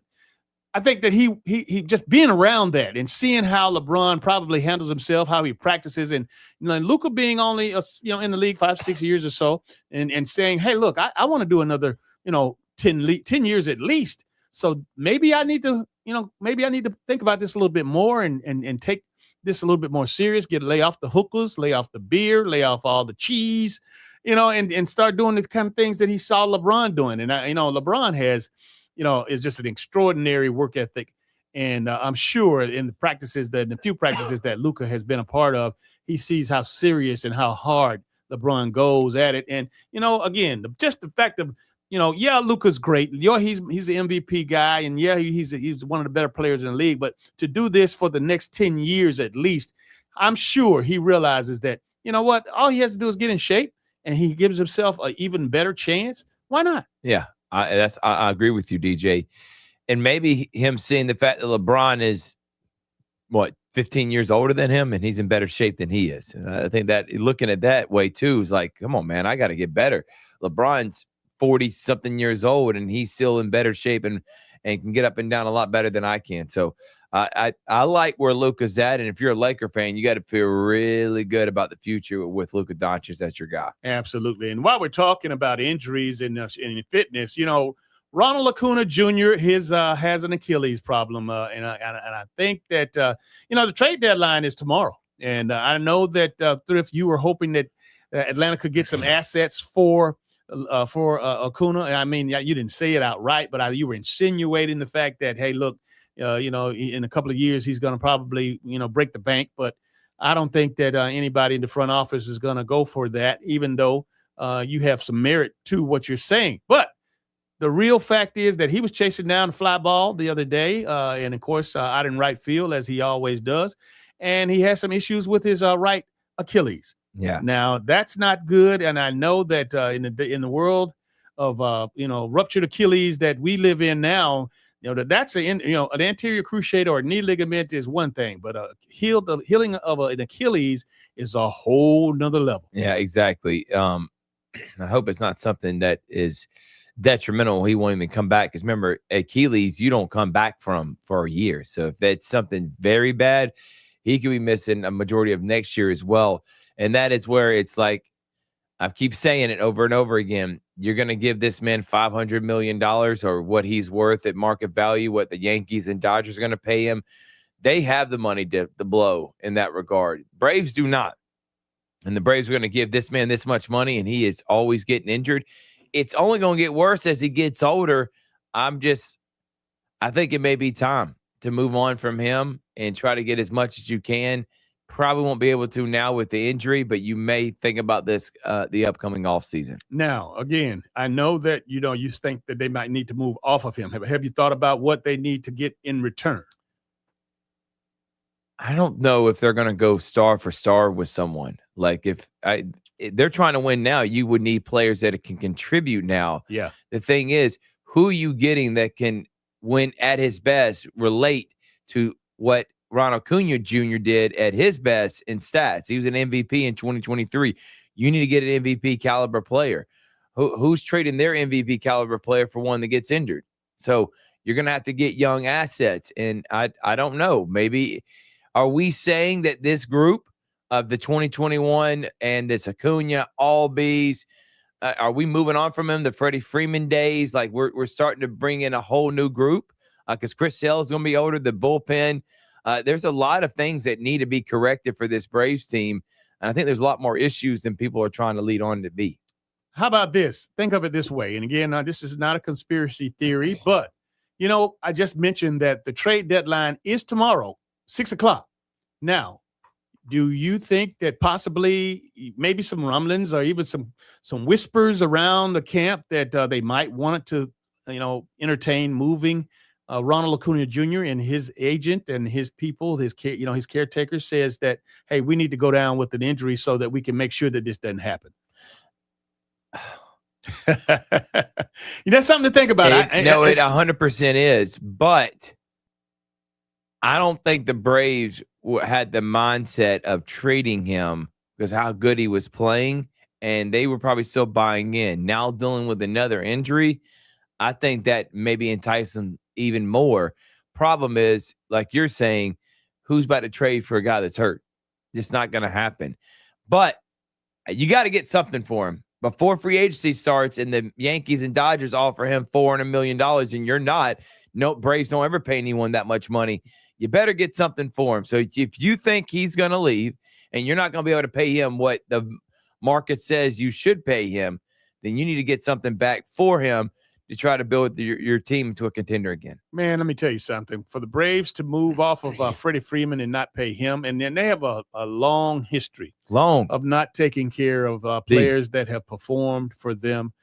What makes you think that Ronald Acuna Jr. could be any different? Listen, two guys off the top of my head I've known the Braves have done, and they were both around the same age. One was Javi Lopez. Remember Javi Lopez? Yeah. My mom and I think every friends of my friends' moms thought he was the hottest thing that's ever walked the earth. They loved Javi Lopez. In his final year with the Braves, 43 home runs, batted .340, and hit over 100 RBIs. One of the greatest seasons, offensive seasons the catcher's ever had. Braves did not re-sign him. He goes on to play for Baltimore. Didn't have a great last couple of years. He never had that type of season, but you think he'd been there for so long. He had his best season of his career. The Braves are going to pay him? No. Freddie Freeman wins an MVP, helps lead your team without Ronald Acuna Jr. to a World Series championship, and you still don't pay him? Yeah, Braves are always been known for not paying their guys, unless it's Glavine, Smoltz, or Chipper Jones. Anybody else seems like they've been expendable. 706-324-1420 is the number to call. If you want to chime in here on the tail end of the show, we have really been excited to have some wonderful guests today. We were blessed with of course, leadership coach Kelvin Red, the pride and joy of the Central Red Devils. And, of course, he's an Auburn man. So you guys have something in common, Thrift. Yep, love Kelvin. He's a good guy, and he's always a great interview. And, man, what can we say about Tim Walton, who is, of course, the assistant head football coach for the Ohio State Buckeyes. He's a native of Columbus, Georgia. He's a Chattahoochee Valley Sports Hall of Famer. And Tim spent about 15 minutes with us, man, giving us everything from, his inspirational messages to his team to what he thought about the differences of coaching over the 30 years that he's been a part of not just collegiate football and not just the second national championship. He won a first national championship on the staff of Nick Saban at LSU. A lot of people have forgotten about that, but just most recently his second. 30 years, of course, he was a defensive coordinator in the National Football League. But man, just a plethora of information, a plethora of knowledge from a guy that, when you ask him the questions of how do you stay so relevant being in the game so long? And, if you watch him, he definitely uses social media as a tool to enlighten and entertain and definitely to motivate his players, because he uses a series of rhymes and poems and sayings that these young players can relate to. Exactly right. And that's why someone like him has always been able to adapt and does an amazing job. Doesn't matter how old he becomes, he does a great job being able to see how the athlete is and giving him what he needs and motivating him to be successful. Absolutely. But we thank Tim again, because let me tell you something, folks. I don't know about you, if you know anything about these coaches, especially on the level that they're on. But, it's all over but the singing as far as meeting with folks and shaking hands and kissing babies and giving interviews. And, I'd like to, think that we have a favor here at the Sports Visions morning show, because just fresh out of a retreat with the coaching staff with Ryan Day and the entire staff of the Ohio State Buckeyes, fresh off of a national championship, that they are focused. The coaches are focused to go ahead and get their plan in place so that they can implement it in training camp, which starts today and into tomorrow, and getting ready to prepare for this college football season. So my point is to have him on the phone today and to talk to you and speak to you today. I don't think that you'll see that anywhere else. No, exactly right. And that's why I love that we get to have guys like him on and bring insight on the Sports Visions morning show. DJ. Absolutely. I'll tell you what, Thrift, let's go ahead and take our final break of the day. You are watching Facebook Live and you're listening to WLTC HD2, Sports Visions 921. This is the Sports Visions morning show.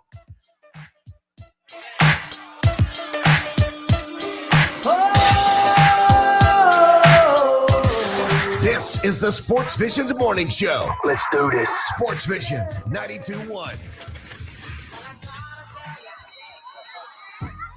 Famous Footwear has the latest styles from all my favorite brands like Nike, Adidas, Crocs, Converse, New Balance, Birkenstock, and more. And with over 830 stores, Famous Footwear is always nearby with fit experts to make sure my new shoes fit my feet and mom's budget. She says the prices are really good, so you don't have to overspend to make it famous. Right now, buy one pair of shoes, get one half off at your local Famous Footwear store. Some exclusions apply.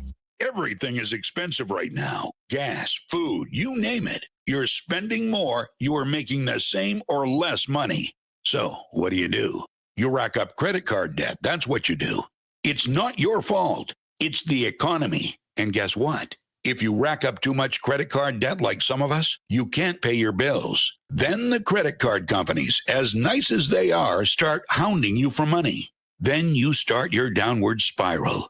A smart thing for you to do is to call the Zero Debt. They can help you consolidate all your credit card bills into one affordable payment. Millions of people have done it. It works to make you debt-free.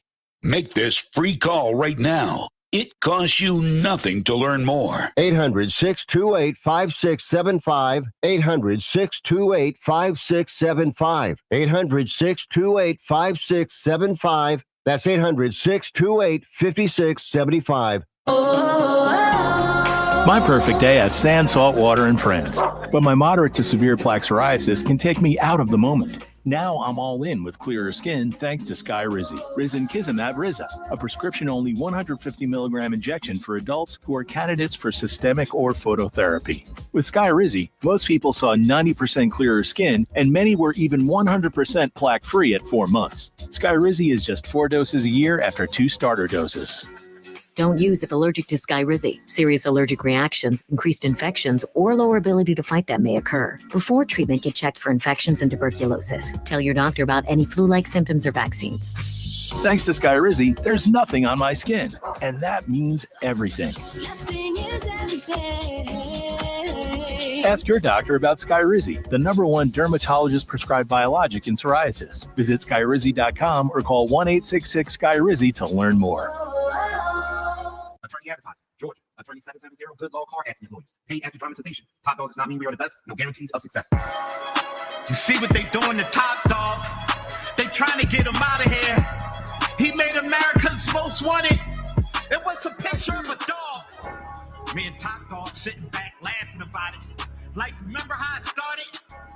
Remember the first person you bit? Remember what happened?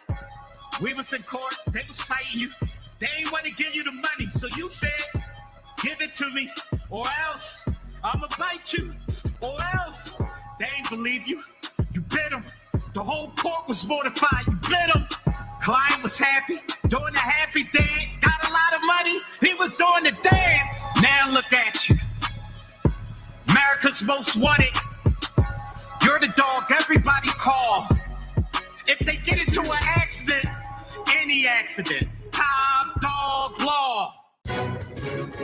Hi, everyone. If you've been injured in an accident that wasn't your fault, we have legal professionals standing by to answer your questions. They'll tell you if you have a case and how much it's potentially worth. Call 800-931-3030. So if you've been injured in an accident and think you deserve compensation, call now. Find out if you have a case and how much it's potentially worth. Call 800-931-3030 to speak with a live person now. Advertisement sponsored by Legal Help Center. May not be available in all states. Covering local and national sports. This is the Sports Visions Morning Show on Sports Visions 92.1. Drafted by the Pittsburgh Pirates and the Green Bay Packers. Here's DJ Jones and Thrift Behringer. Welcome back to the final segment of the Sports Visions Morning Show. DJ Jones and Thrift Behringer. Big shout out to all of our guests this morning, to include Kelvin Red, Tim Walton, and Stephen M. Smith. I tell you, man, just a lot of information that we were able to get out there this morning, Thrift. But I also want to make sure that we make note that today will be the continuation of the East Alabama High School Football Media Day over in Opelika. That's, of course, if you want to join in over there. Thrift, you have anybody represented up there today? No, nobody's going to be going up there today. Absolutely. And on Friday, Muskogee County School District's Media Day, that's the High School Football Media Day. Yep. That'll get underway, of course, on Friday. And, of course, the Stones, the Columbus Clingstones, are in Montgomery. They're down in the Gump, taking on the Biscuits. And, of course, last night we lost 3-2, but should be back in action. And you can catch that game tonight at 7:15 right here on Sports Visions 92.1. Also, the Sports Vision Summer Awards. Big shout out to, of course, the real Mike Jones, the former Auburn standout. Of course, the former also was drafted in the NBA and also, but took his talents to Europe and over to Greece in particularly. And I tell you, man, just watching Mike do his thing, you know, there's a lot of people that have more resources and more money, more facilities. But one thing that I love about Mike, you know, he's an underdog in my mind, and I love an underdog, and I love a guy that's loyal to the cause. And again, you know, we all have our challenges and we all have our differences, but one thing that he's committed to, Thrift, that I know about in the several years that I've been working and I'm studying and being around Mike is knowing that, you know what, in his heart, in his soul, he loves these children, and he will do anything necessary to make sure that he can pour everything that was poured into him. He can share that with them. He doesn't have to have a gym. I've seen him hold camps. Some people might not necessarily call it camp, but I can see him get neighborhood kids on a sandlot court and do drills and do the kinds of things that, you know, make you understand that it's a grind. And I appreciate his dedication. That's why we awarded him with our inaugural Sports Vision Summer Awards as our community service award winner. Yeah, and I'm glad you were able to do that, man. The guy deserved it. He is giving back so much, man, in this community. And that's why I appreciate it. And it's awesome, man. And it's awesome to see what he's been able to do to give back to the community. So Mike joins not only Tanner Glisson, Tim Fanning, He has also, of course, helped me out through Goja, Yeah. Coach Goja, Go Coach Jude. Guja, Greg Mathis, Zach Cochran, and Tanner Glisson. That's it. I got you. Okay. So congratulations to all of our Sports Vision Summer Awards recipients. And again, next year will be, of course, in July, actually June or July of 2026. We will incorporate our annual luncheon that we have attached to these awards. And we will have an opportunity to make sure that these guys have their trophies. I've been doing the presentations. I've been on somewhat of a tour as well, going over to the different campuses, and tell you that's been fun. If I had opportunity to talk to one of your good friends, Tim Fanning, the head baseball coach over at Glenwood, and we met down at Synovus Park, and of course I didn't realize it that I had forgotten. It wasn't that I didn't realize, but I had forgotten that Tim Fanning was an awesome high school baseball player, and they had an opportunity to play in the Golden Park back there. So walking on the track at Synovus Park brought back some memories for Tim Fanning, and of course, as we awarded and congratulated him on being one of our Summer Award winners. Yeah, it was a great interview, and I'm glad you got to be able to do that. It was really cool, and I know he was able to play there back when he was at Jordan, and it's a field that he'll be able to utilize next year when he does his Border Wars tournament. And glad Coach Fanning and getting state championship number 11. He's one behind the legend himself. And of course, I want to definitely finish the show by talking about a guy that we talked a little bit about him a little earlier. You brought him up. What talks about Coach Prime. Deion Sanders, man, hats off to him. Our prayers and thoughts go out to he and his family. He was just done a tremendous job. And of course, most recently with being free of cancer, bladder cancer, he had actually a tumor on his bladder, and had his apparently from what I've heard, he had his bladder removed, or some portions of his bladder removed, which, you know what, it's not easy, guys. I know that he says he's going to coach and he's going to be still around, and I hope and pray that he will. But, you know, again, out of this, you know, he's had about 15, 16 surgeries, to include the surgeries for, the blood clots. He's had an amputation of his toes. He's just run into a lot of different, situations with his health, his personal health. And I tell you, man, I'm even more of a fan because, he's able to persevere all of these personal trials and tribulations with his health and still be so positive and so sincere in his faith. And I tell you, Don Thrift, it's nothing like it.